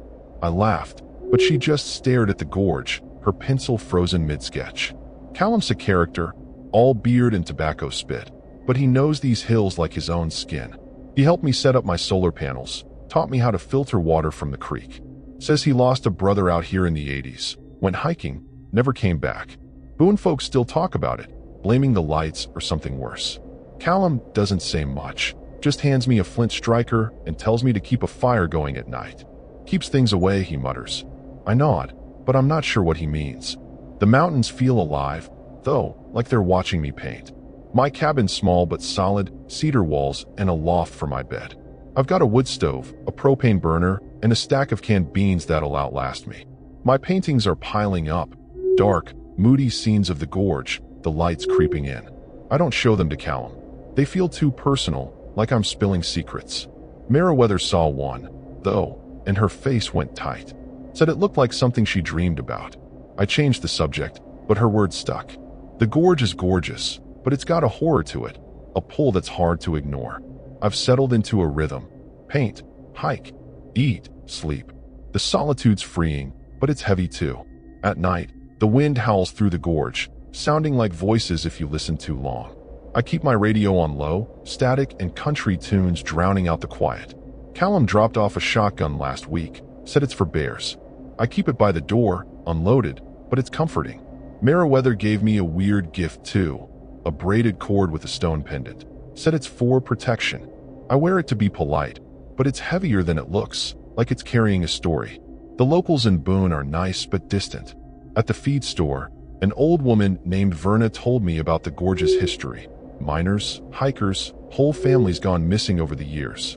She mentioned a watcher in the mist, some old tale about a thing that follows you if you stay too long. I smiled, bought my paint thinner, and left, but her words clung to me. Driving back, the road felt too narrow, the trees too close. I keep telling myself it's just the isolation messing with my head, but I check the locks more than I used to. I've noticed odd things lately. My paintbrushes keep moving, not where I left them. Could be me, distracted, but it's happened 3 times. Last night, I found a sketch on my easel, not mine, just crude lines forming a face with too many eyes. My skin crawled. I burned it in the wood stove, but the smoke smelled wrong, like damp rot. I didn't tell Callum when he came by today. He was already jumpy, muttering about the lights being active. Meriwether just stared at the gorge, sketching faster. I'm starting to wonder what they know that I don't. Hiking helps clear my mind. Yesterday, I trekked to the gorge's edge, sketching the cliffs. The air was thick, mist curling like fingers. I saw those lights again, closer, hovering over the drop. They pulsed, almost rhythmic, like a heartbeat. I sketched them, my hands moving on their own.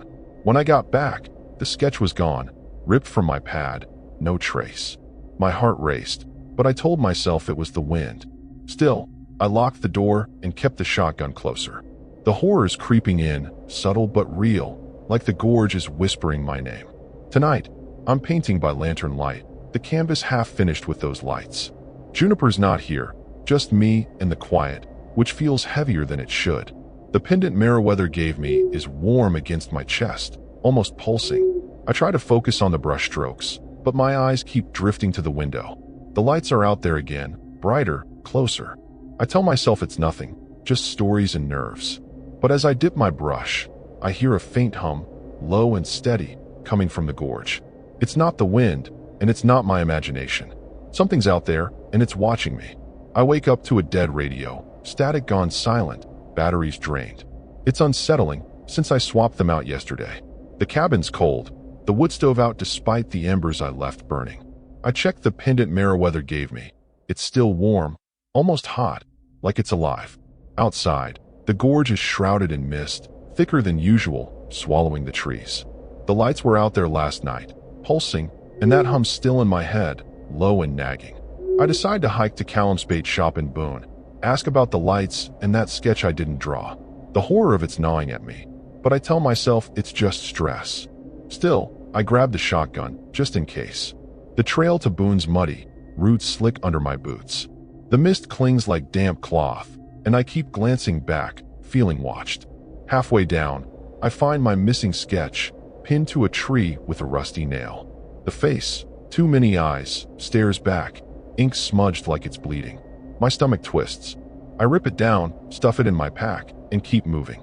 The pendant's burning against my chest now, and I'm starting to think Meriwether wasn't just being nice. Was she warning me? The forest's too quiet, no birds, just that hum, louder now, like it's following me. I grip the shotgun tighter, heart thudding. At the bait shop, Callum's behind the counter, cleaning a knife. His eyes narrow when he sees me, like he knows something's up. I show him the sketch, and his face goes hard. Says it looks like something his brother drew before he vanished. Same eyes, same wrongness. He tells me to burn it, not keep it.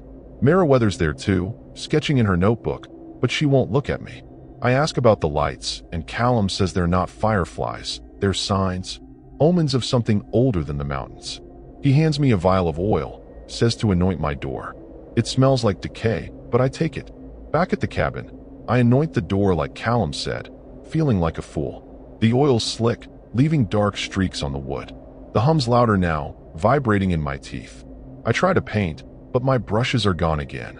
Found them later, outside, arranged in a circle by the creek. My skin crawls. I burn the sketch in the wood stove, and the flames flare blue, spitting sparks. The smell's worse than before, like something died in the fire. I tell myself it's just the paper, but the pendant's pulsing, and I'm starting to feel like I'm not alone in the cabin. The horror's sinking in, quiet but heavy. Meriwether shows up unannounced, her eyes red, like she hasn't slept. She says she saw the lights last night, closer to my cabin than ever. She begs me to leave, says the gorge doesn't let go once it notices you. I laugh it off, but it's forced. She grabs my wrist, her grip cold, and says I'm painting things I shouldn't. I think of my canvases, the lights I've been obsessed with. Did I call them closer, like she warned? She leaves me her notebook, says it'll explain. I don't open it yet, too freaked out. The hum's constant now, and the mist hasn't lifted all day. I decide to check the gorge's edge, see if the lights are back. The trail's overgrown, like the forest's closing in. I find tracks, not mine, not animal. They're long, too many toes, circling back to my cabin. My heart's racing, but I keep going. At the cliff, the lights are there, brighter, dancing like they're alive. The hum's a voice now, whispering words I can't make out. I back away, tripping over a stone carved with symbols, half buried. It looks like Meriwether's pendant. I don't touch it, but the air shifts, colder, like I've crossed a line. The shotgun feels useless against this. Night falls, and the cabin's a cage. I open Meriwether's notebook, and it's full of sketches. Eyes, lights, a figure in the mist. Her notes talk about a watcher that hunts artists, feeding on their creations. My paintings feel like a mistake now, like I've been feeding it. The hum's louder, rattling the windows. I load the shotgun, hands shaking, and check the locks. The pendant's so hot it's blistering my skin, but I can't take it off. It's stuck, like it's fused to me. Something scratches outside, slow, deliberate. It's not the wind. I try to call Callum, but my phone's dead, screen cracked like it's been stepped on. The lights are outside now, hovering by the windows, pulsing with the hum. I sprinkle Callum's oil around the cabin, but it doesn't help. The scratching's louder, and the air smells like blood. I grab a canvas, one of the lights, and throw it in the fire. The flames roar, and the hum turns into a scream, sharp and angry. I've pissed it off. The pendant's burning, and I'm starting to see shapes in the mist outside, tall, thin, watching. The horror's not just out there. It's in here, in me. I sit by the wood stove, shotgun across my lap, Meriwether's notebook open. Her last sketch is my cabin, lights circling it, a figure at the door. My name scrawled in the margin, underlined. The scratching stops, but now there's a knock, slow, heavy, like it's testing me. I don't answer, but the door creaks, like it's opening on its own. The lights are brighter, flooding the windows, and the hum's a voice, saying my name. I'm not sure what I've done, but it's found me, and it's not letting go. I clutch the shotgun, heart hammering, knowing I'm running out of time. The knock on the door stops, but the silence is worse.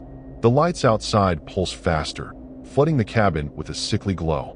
The hum's a voice now, clear and cold, saying, "Leora, show me." My name in its mouth makes my skin crawl. I grip the shotgun, Meriwether's notebook falling to the floor. The pendant's searing my chest, stuck like a curse.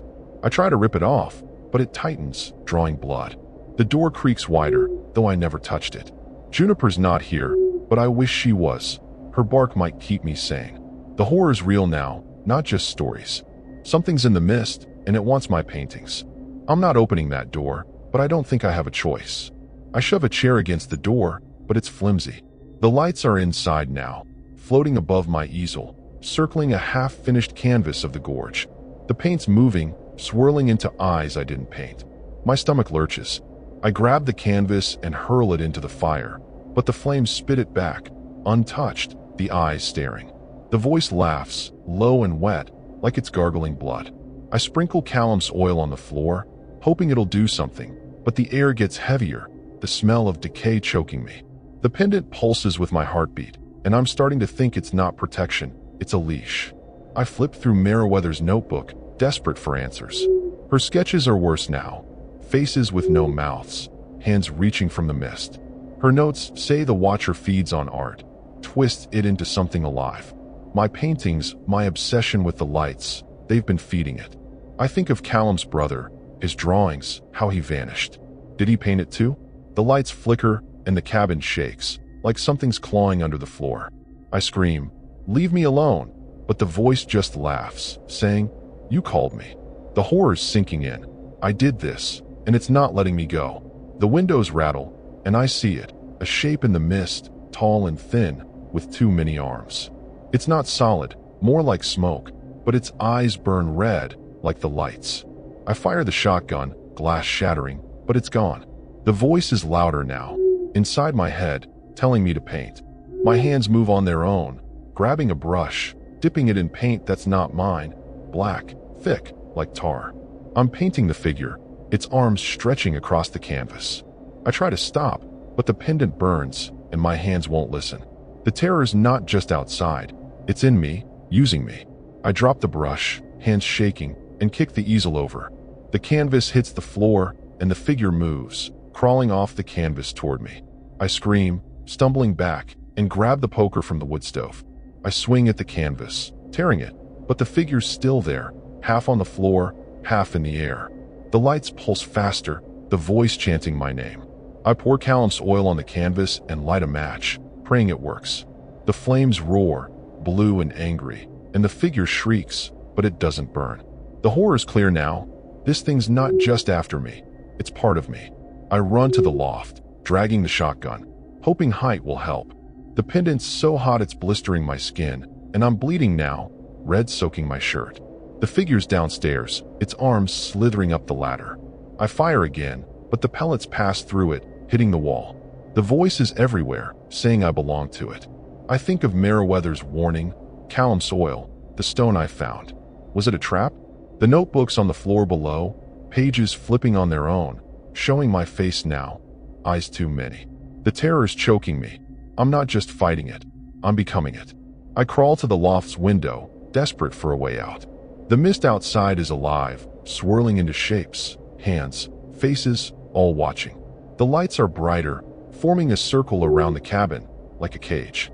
I try to pry the pendant off, but it's fused to my skin, roots of stone digging in. The figure's closer, its arms wrapping around the ladder. I kick at it, but it's like hitting fog. The voice says, "Finish the painting." I realize my mistake. I've been painting the lights, giving it power. The horror's not just the figure, it's what I've created. I decide to burn everything. My paintings, the notebook, the cabin if I have to. I slide down the ladder, dodging the figure's arms, and grab the oil vial. The figure's face forms, a twisted version of mine, smiling. I douse the canvases and light another match, but the flames won't catch. The figure laughs, its arms brushing my face, cold and slick. I'm trapped, the pendant pulsing, the voice louder. I think of Callum, Meriwether. Did they know this would happen? The cabin's alive now, walls creaking like they're breathing. I'm not sure what's real anymore, but I know I'm running out of time. The figure's fully formed now, standing by the easel, holding a brush. It's painting me, my face taking shape on a new canvas. I try to move, but my legs won't work. The pendant's glowing, and I feel it, my thoughts slowing, my body not mine. The lights outside are blinding, the hum deafening. I grab the shotgun, but my hands are shaking, the barrel heavy. The figure turns, its eyes meeting mine, and I see myself in them, trapped. The terror's complete. I'm not just fighting the Watcher. I'm becoming its canvas, and it's not done with me yet. The figure's painting me, its brush moving like it's carving my soul. I'm frozen, the pendant burning my chest, roots of stone digging deeper. The cabin's alive, walls pulsing with the hum. I force my legs to move, grabbing the shotgun and Meriwether's notebook. I've got to get to Callum's bait shop in Boone. Someone's got to know how to stop this. I kick the door open, the lights outside blinding, swirling like a storm. The figure's behind me, its cold fingers brushing my neck. I fire into the mist, the shot useless, and run, the notebook clutched tight. The horror's suffocating, but I'm not staying to be its canvas. The gorge is my only way out, and I'm taking it. The trail's a blur, mist choking the air, the lights darting around me. My boots slip on wet roots, but I keep running, the pendant searing my skin. The figure's voice is in my head, saying, "You're mine." I think of Meriwether's sketches, Callum's brother. Did they run too? The hum's deafening, vibrating in my bones. I trip over a root, the notebook falling open to a sketch of me, eyes bleeding ink. My heart's pounding, but I grab it and keep going. The lights are closer, guiding me deeper into the gorge. I realize too late. They're not leading me to safety. They're hurting me somewhere worse. The gorge's cliffs loom, jagged and black. The lights form a path, pulsing like a heartbeat. I don't trust them, but the figure's behind me, its arms slithering through the mist. I fire again, the recoil jarring my shoulder, but it's like shooting smoke. The pendant's so hot I'm screaming, blood soaking my shirt. I see a cave ahead, half hidden by vines. It's a bad idea, but I'm out of options. I dive inside, the air cold and damp, the hum echoing off the walls. The notebook's pages flutter, showing new sketches. Me, running, trapped. The horror's clear. This isn't escape, it's a trap. Inside the cave, the lights follow, hovering like eyes. The walls are carved with symbols, like the stone I found, like the pendant. My chest throbs, the stone pulsing with my heartbeat. The figure's here, its form clearer, my face, but wrong, with too many eyes. It's holding a brush, painting the air, and I feel it, my body slowing, like I'm sinking into paint. I try to burn the notebook, striking a match, but the flames die instantly. The voice laughs, saying, "You brought me here." I realize my mistake, painting the lights, keeping the pendant. I'm not running from it. I'm carrying it with me. I stumble deeper into the cave, the lights guiding me to a chamber. Bones litter the floor, human, old, some fresh. Callum's brother? Meriwether's sketches flash in my mind, all those faces. The figure's closer, its arms wrapping around me, cold and slick. I swing the shotgun like a club, hitting nothing. The pendant's roots are in my veins now, pulling me down. I see a faint light ahead, not the Watchers, but daylight, maybe a way out. I crawl toward it, dragging the notebook, the figure's laughter echoing. The cave feels alive, walls closing in, but I'm not giving up yet.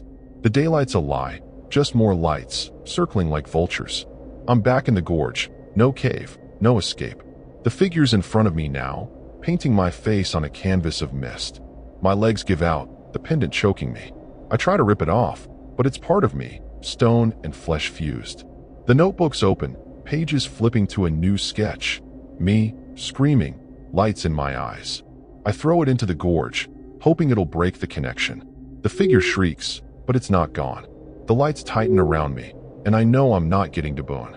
This is life and death, and I'm losing. I crawl toward a cliff, thinking I can jump, end it on my terms. The figure's faster, its arms pulling me back. The voice says, "Finish it."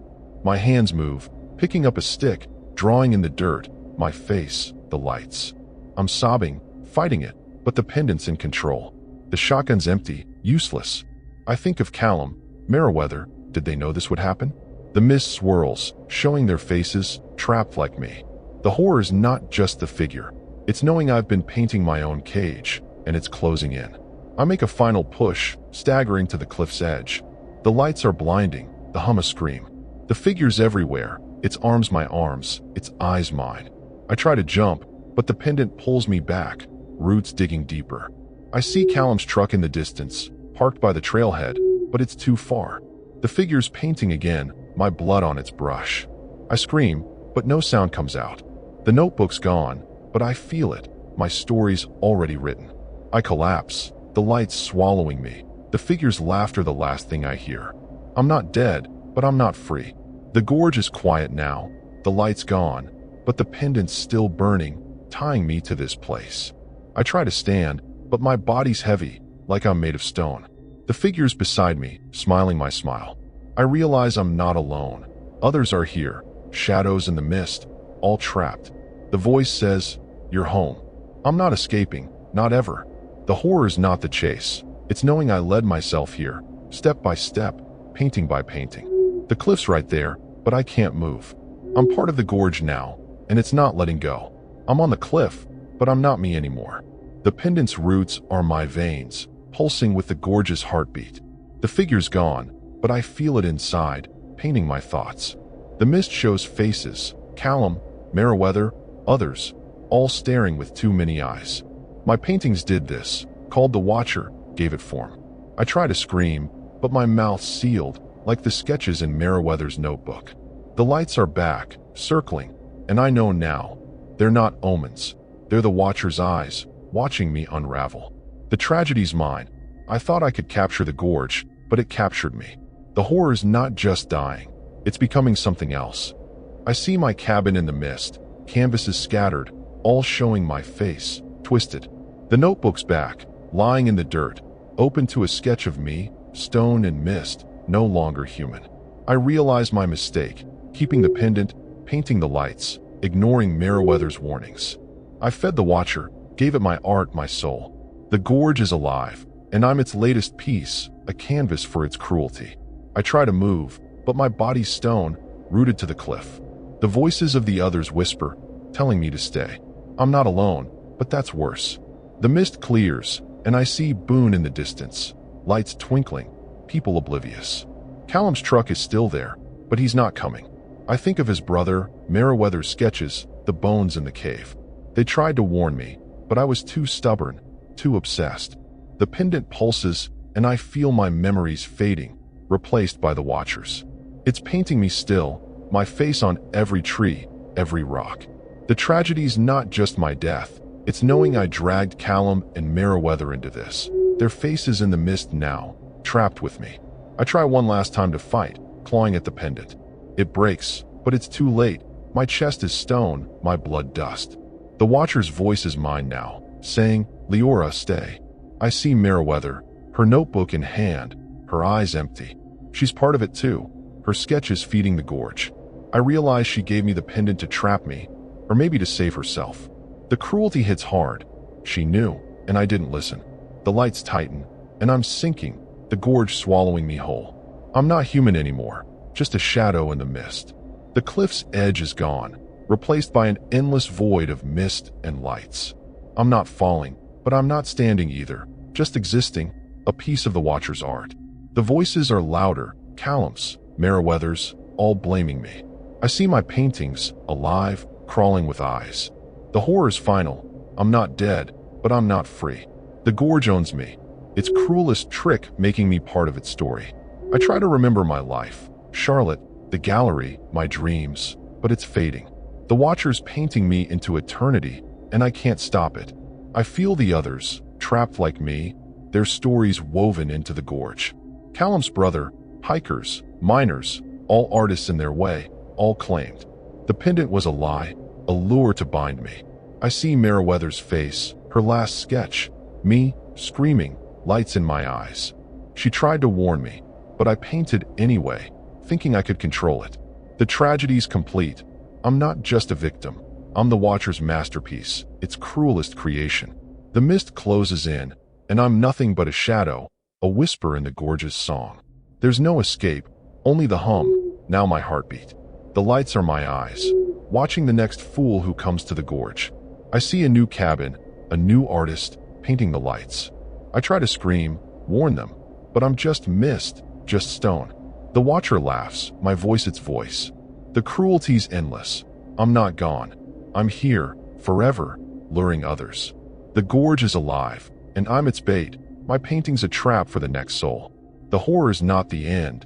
It's knowing I'll watch it happen again, powerless to stop it. I'm part of the mountain now, my face carved into its story. The lights pulse, calling someone new. I see my canvases scattered across the gorge, each one a piece of me, feeding the Watcher. The tragedy's not just mine, it's everyone who comes here, thinking they can escape. The mist swirls, showing Boone, Callum's shop, Meriwether's empty chair. I'm the warning they'll never hear, the cruel twist they'll never see. The gorge keeps me, and I keep it alive, a cycle I can't break. The Watcher's final stroke is me, eternal, trapped in the lights. I feel the next artist, their brush moving, their fate sealed. The hum's my voice now, whispering their name. I'm not Leora anymore, just the gorge, the Watcher, the horror. The pendant's gone, but its roots are my bones. The tragedy's complete. I thought I could paint the mountain, but it painted me, and it's not done. The lights flare, and I'm gone, just a shadow, waiting for the next to fall.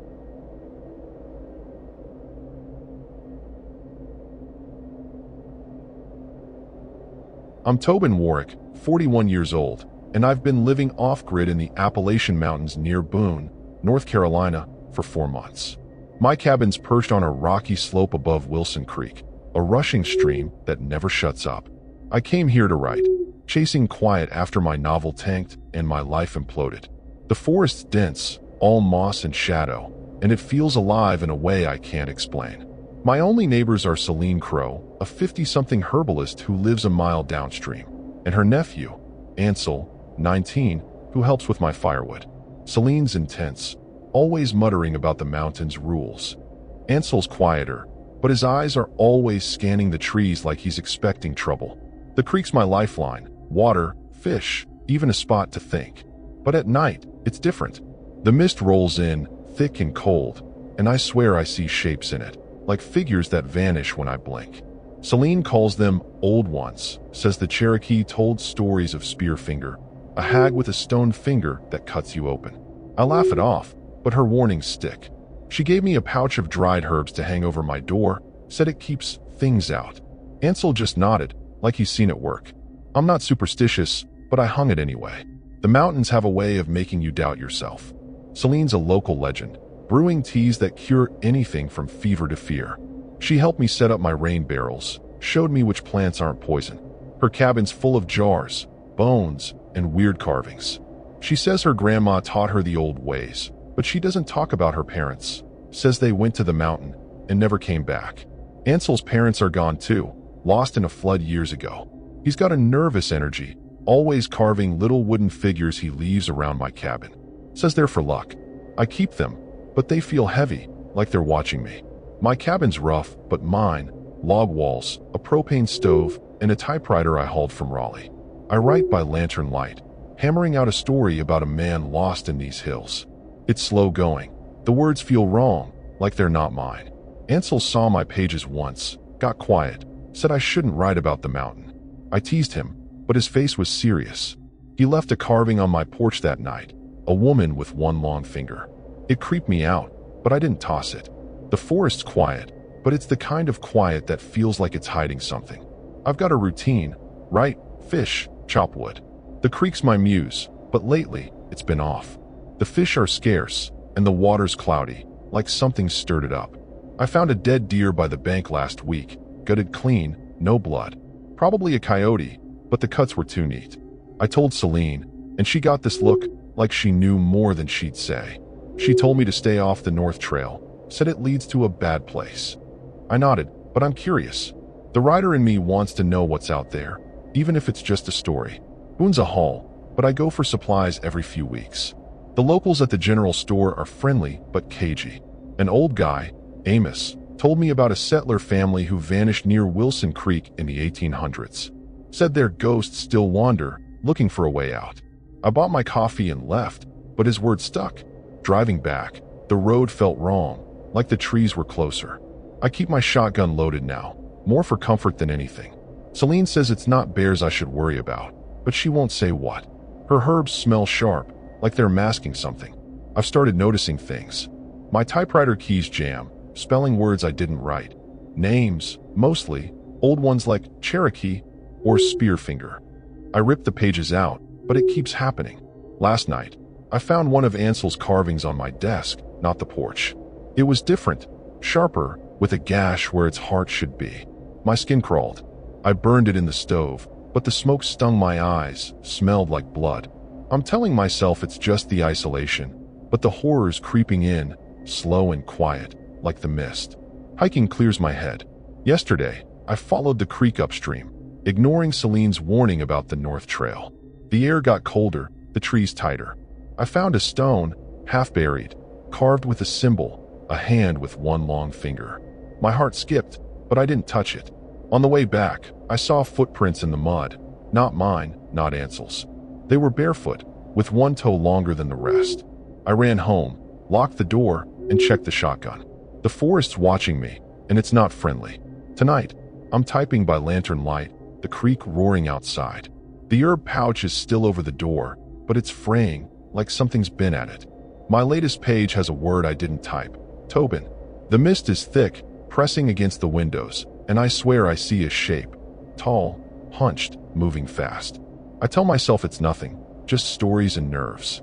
But the shotgun's in my lap, and the lantern's flickering, like something's breathing on it.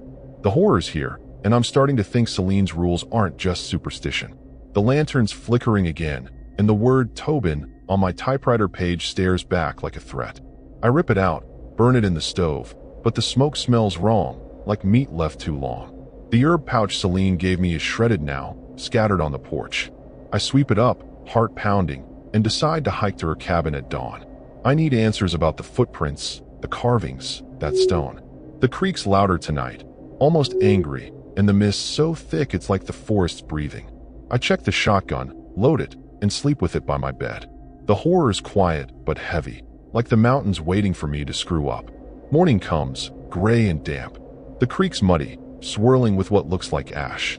I hike to Celine's, shotgun slung over my shoulder.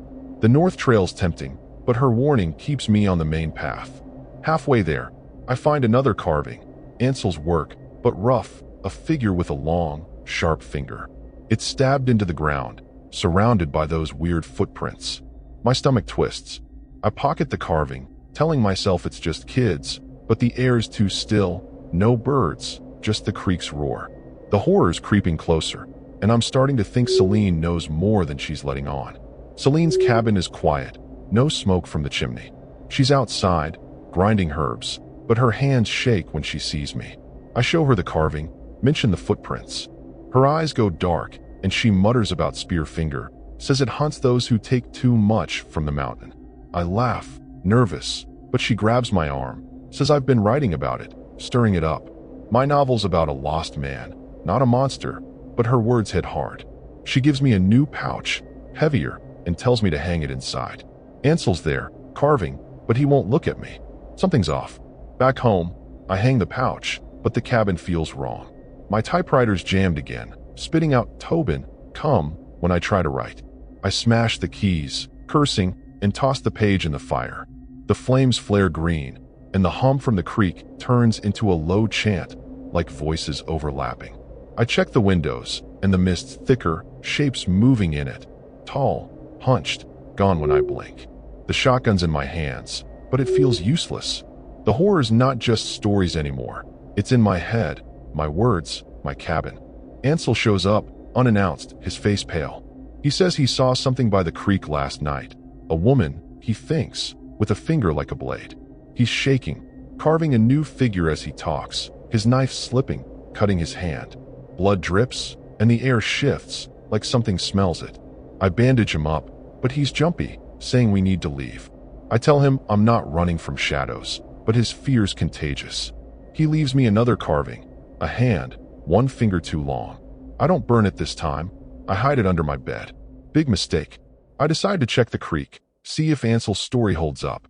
The footprints are there, fresh, circling a tree with that same carved symbol, a hand with a long finger. My heart's racing, but I take a picture with my phone, thinking I'll show Celine. The screen glitches, showing a face, not mine, not human, before going black. I drop it, cursing, and the chant's louder now, saying my name. I run back, locking the door, but the pouch is on the floor, split open, herbs spilling like blood. The horror's here, and I'm starting to think it's after me. Night falls, and the cabin's a trap. The chant's constant, vibrating the walls. I try to write, distract myself, but the typewriter types on its own, my name, over and over. I unplug it, but it keeps going, keys slamming. I smash it with the poker, and the chant stops, but now there's a scratching outside, slow, like a blade on wood. The mist pressing against the windows, and I see it. A shadow, tall, with one long finger tapping the glass. My blood runs cold. I grab the shotgun, but my hands shake. This isn't just scary, it's personal. I call Celine, but my phone's dead, even though it was charged. The scratching moves to the roof, deliberate, like it's circling. I sprinkle Celine's herbs around the cabin, hoping they'll work, but the air gets heavy, smelling like blood. Ansel's carving is back on my desk, not under the bed. My heart stops. I didn't move it. The chant starts again, louder, and the shadows at the door now, tapping. I yell, "Go away," but it laughs, a sound like breaking bones. The horror's not outside anymore. It's in here, with me. I'm up all night, shotgun ready, eyes on the door. The tapping stops, but the silence is worse. The mist's so thick I can't see the creek, but I hear it, chanting my name, mixed with other voices, old and angry. I find another page in the typewriter, one I didn't write. Tobin North. The North Trail, the one Celine warned about. I'm not going, but the carving's in my hand now, cutting my palm. Blood drips, and the chant gets louder, like it's feeding. I'm trapped, and whatever's out there knows it. I've got to do something, but I'm running out of moves. The tapping's back, sharper, like a knife carving my door. The chant's in my head now. Tobin, North, relentless, pulling me like a hook. The shadow's outside, its long finger scraping, and the herb pouch is ash on the floor. I grip the shotgun, heart hammering, but the cabin feels like a coffin. My hands bleeding from Ansel's carving, the cut deeper than it should be. I wrap it in a rag, but the blood keeps coming, pooling on the floor. The mist's inside now, seeping through the cracks, carrying that blood smell. The horror's not just out there. It's here, in my veins, and it knows my name. I shove the table against the door, but it shakes, like something's pushing back. The typewriter's typing again, though it's smashed, spitting out "come" in red ink. My blood, somehow. I scream, kicking it, but the keys keep moving. The shadow's finger traces the window now, slow, deliberate, leaving streaks that look like veins. I fire the shotgun, glass shattering, but the shadow's gone, just mist and laughter. The chant's louder, saying I belong to it. I think of Celine's stories, spear finger, cutting hearts out. Is that what's after me? The horror's real, and it's hungry. I grab Ansel's carving, hoping to burn it, but it's warm, pulsing like a heart. The pendant Celine gave me would have been better, but I never got one. My mistake, trusting her herbs, ignoring her rules. The mist forms a face outside, not human, with one long finger pointing north. My head's spinning, the chant drowning my thoughts. I sprinkle the last of the herbs, but they spark and die, useless. The shadow's back, taller, its finger tapping my name in Morse code on the wall. I'm shaking, sobbing, telling it to stop, but it laughs, a sound like snapping bones. This isn't just scary, it's personal. I try to call Ansel, but my phone screen is cracked, showing that face again, jagged teeth, one long finger. I throw it across the room.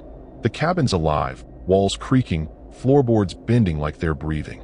I find Celine's pouch, remade, hanging inside the door. I didn't put it there. My blood's on it, smeared like a signature. The chant says, "Tobin, give." Give what? My heart. My story. I'm losing it, but I grab the shotgun and the carving, thinking I'll run to Celine's. The North Trail's calling, but I know it's a trap. The horror's in my choice, and I'm running out of time. The windows burst, mist flooding in, cold and thick. The shadow's inside, its finger brushing my neck, sharp as a blade. I swing the shotgun, hitting nothing, and run to the loft, tripping over my typewriter. It's typing my name, over and over, the keys slick with blood. I scream, "What do you want?" The voice answers, clear now, "Your heart." My cut hand throbs, like it's pulling me apart. I see Celine's face in the mist, her eyes empty, her finger too long. Was she Spearfinger all along? The horror's not just the shadow, it's knowing I trusted her. I climb to the loft, shotgun shaking in my hands. The mist's up here, swirling into hands, reaching for me. The carving's in my pocket, burning through my jeans. I throw it, but it lands on the bed, staring up with carved eyes. The chant's deafening, saying I'm already hers. I think of Ansel's fear, his bleeding hand, did he know? The shadow's climbing the ladder, its finger glinting like stone. I fire again, the shot echoing, but it's like shooting fog.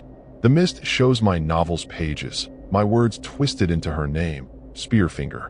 I wrote her into being, and now she's here. I decide to burn the cabin, in this. I grab matches, douse the floor with lantern oil, but the flames won't catch. The shadow laughs, its finger tapping my chest, right over my heart. My cut hand's numb, blood pooling faster. I realize my mistake, writing about the mountain, ignoring Celine's rules. The mist forms Ansel now, his face carved like his figures, begging me to run. But the North Trail's all I see, glowing in the mist. I'm trapped, the shotgun useless, the chant owning me. The horror's not just her, it's me, calling her. I stumble to the door, thinking I'll make a break for it. The shadow's everywhere, its fingers slicing the air. I see Celine's cabin in the mist, but it's wrong, twisted, like it's part of her. The carving's back in my hand, cutting deeper. Blood drips, and the chant drinks it, growing louder. I try to run, but my legs are heavy, like stone. The mist shows my novel's ending. Me, gutted, hard in her hand. I wrote this, and now it's real. The shadow's close, its breath cold on my neck. I'm not escaping, but I have to try. The door's open, the mist a wall outside. The shadow's finger points north, and I know it's where she wants me. I clutch the shotgun, my hand slick with blood, and step out, the chant screaming my name. The creek's roaring, but it's her voice now, calling me to the trail. I see footprints, mine, hers, blending together. The horror's final. I'm not just running from Spearfinger. I'm running to her, and she's waiting. My heart's pounding, but it feels like it's already hers. I take a step, knowing I'm doomed, but I can't stop. I'm running, shotgun in hand, the mist choking the air. Spearfinger's chant, Tobin, north, pulls me like a noose. The creek's roaring, her voice in it, and the footprints in the mud are mine, hers, twisted together. I'm aiming for Celine's cabin, praying she's not part of this. The shadow's behind me, its long fingers slicing through the fog. My hand's bleeding bad, the carving's cut deep, like it's alive. I fire into the mist, the shot useless, and keep moving. The North Trail's glowing, a trap I can't avoid. The horror's in my bones now, knowing I wrote her into being. I'm not escaping her, I'm running to her. The trail's a mess, roots tripping me, mist so thick I can't see. The chant's louder, vibrating my skull. My heart's pounding, but it feels wrong, like it's not mine. I see Celine's cabin, but it's wrong, tilted, like it's melting into the fog. The shadow's closer, its finger brushing my back, cold and sharp. I scream, swinging the shotgun, hitting nothing. Ansel's carving's in my pocket, burning, and I throw it, hoping it'll break her hold. It lands in the creek, and the water screams, bubbling red. The horror's clear. She's not just after me. She's in me, and I'm running out of time. I reach Celine's porch, banging on the door, yelling her name. No answer. The windows are black, like they're painted over. The chant's deafening, saying, "Give it." My heart. My life. I kick the door open, stumbling inside. It's empty, jars smashed, herbs scattered. Celine's gone, but her knife's on the table, blade carved with that hand symbol. I grab it, hoping it's a weapon, not a lure. The shadows outside, tapping the walls, its finger glinting like stone. I barricade the door, but the wood splits, mist pouring in. This isn't escape, it's a cage. I search for anything to fight with. In a drawer, I find Celine's journal. Pages of warnings about Spearfinger, how she takes hearts from those who steal from the mountain. My writing, my fishing, did I take too much? The chant says, yours. My hands numb, blood pooling, and I feel it, my chest tightening, like she's carving already. I sprinkle herbs, light a match, but the flames die, and the shadow laughs, its finger tapping my name. I decide to run for Boone, Ansel's bike outside my only shot. The horror's not just her, it's knowing I invited this. I grab the bike, pedaling hard through the fog. The shadows behind me, its fingers slicing the air. The creek's beside me, red now, like it's bleeding. I see Ansel in the mist, his face carved, eyes empty. Was he her bait? My legs burn, the bike wobbling, but I keep going. The north trail's pulling me, its glow brighter, and I realize I'm not heading to Boone. I'm deeper in the forest. The chant's a scream, my name everywhere. The carving's back in my pocket, though I threw it. The horror's in my mistake. I'm not escaping. I'm delivering myself to her. The bike hits a rock, and I crash, rolling into a ditch. The shotgun's gone, lost in the fall. My hands gushing, the cut a gaping wound. The shadows above me, its finger pointing north, to a clearing where the mist swirls into a figure. Celine, but not. Her fingers too long, her smile jagged. I crawl backward, clutching her knife, but it's heavy, like it's part of her. The chant says, now. I see my novel's pages in the mist, my words her name, over and over. The horror's not just running, it's knowing I wrote my own end. I stagger up, knife in hand, and run for the clearing, thinking I can fight. The mist shows Ansel's carvings, all alive, crawling toward me. Celine's there, her finger gleaming, cutting the air. I swing the knife, but it sticks in my hand, like it's hers. My chest burns, and I feel it. A slice, not outside, but in, like she's carving my heart. I scream, stumbling, the creek roaring her name. Boone's too far, and I'm alone, the shadow closing in. The horror's in my blood, my words, my choice to come here. The clearing's a trap, trees carved with her symbol, hands, long fingers.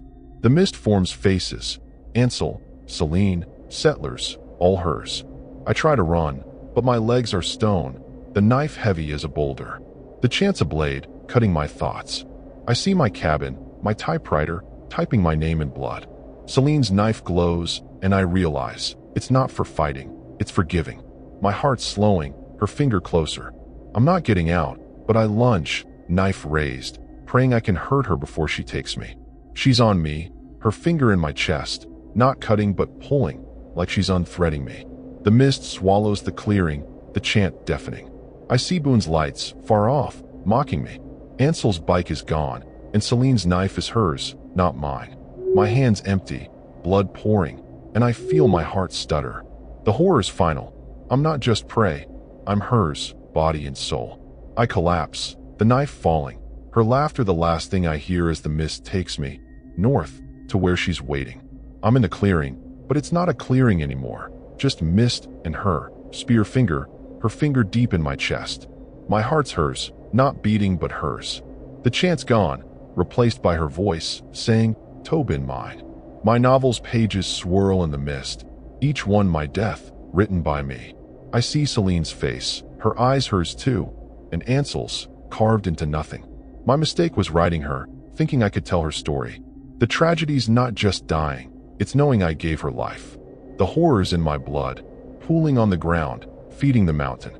I try to fight, clawing at her finger, but it's stone, unyielding. The mist shows my cabin, empty, my typewriter silent. Celine's journal said she takes hearts, but it's more. She takes you, makes you hers. I see the settlers, their faces in the trees, their hearts hers too. My hand's gone, the cut swallowing it, and I feel myself fading, becoming mist. The cruelty's in the truth. Celine knew, Ansel knew, and I ignored them, thinking I was smarter. Now I'm hers, forever. The creek's red, flowing with my blood, her laughter. I see Boone, its lights faint, people who'll never know. My novel's gone, burned in the mist, but it's alive in her, every word a chain. I try to scream, but my mouth's hers, silent. Ansel's carvings crawl around me, alive, their fingers long, cutting. I realize he was her bait, luring me with his gifts. The tragedy's not just mine, it's everyone I trusted, all part of her. The horror's in knowing I walked into it, pen in hand. I'm not me anymore, just a shadow in the mist, my heart in her hand. She's carving it, stone finger slicing, but I feel nothing, just cold. The mist shows Celine's cabin, her herbs, her knife, all hers, all traps. I was the fool, writing her name, fishing her creek, taking her mountain. The cruelty's in the cycle. She's not done, and I'm her tool now. I see a new cabin, a new writer, their pen moving. I try to warn them, but I'm missed, my voice hers. The horror's not death, it's eternity, serving her. The mountain's alive, its roots my bones. I see my life, Raleigh, my novel, my dreams, all gone, rewritten by her. The mist forms my face, eyes empty, finger long. I'm Spearfinger now, or part of her, hunting the next fool. The tragedy's complete. I didn't just die. I became her, my story her weapon. Boone's out there, oblivious, and I'm here, watching, unable to stop her. The creek roars, her voice, calling the next name. I'm not alone, but I wish I was. She's everywhere, her finger in every tree, every stone. I see Ansel's face, Celine's, all hers, all trapped. My novel's final page floats in the mist. Me, heartless, her shadow. I wrote it, sealed it, and now I'm hers. The cruelty's in the knowing. I could have left, but I stayed, wrote, took. The horror's not her finger. It's my pen, my arrogance, my end. I feel the next writer, their words calling her, like mine did. I'm powerless, a ghost in her story, forever. The mist closes in, and I'm nothing, just her eyes, her finger. The creek's my blood, the mountain my cage. I see my cabin, abandoned, my typewriter rusting. The tragedy's not just my death, it's the others, all of us, feeding her. I try to move, but I'm stone, carved with her symbol. The horror's final. I'm not gone. I'm hers, luring the next soul. The mountain's eternal, and I'm its prisoner, my story a warning no one will hear. I feel her laughter, my laughter, as the mist swirls, showing a new face, a stranger, riding by the creek. I'm there, in the shadows, my finger long, my heart hers. The cruelty's in the cycle. I'm not just a victim. I'm her, hunting, cutting. The tragedy's in the truth. I wrote my own end, and now I'm writing theirs. The horror's not the mountain. It's me, part of it, forever. The mist fades, and I'm gone, just a whisper, calling the next name north. The mountain owns me, its roots my soul. I see Wilson Creek, red and endless, her song.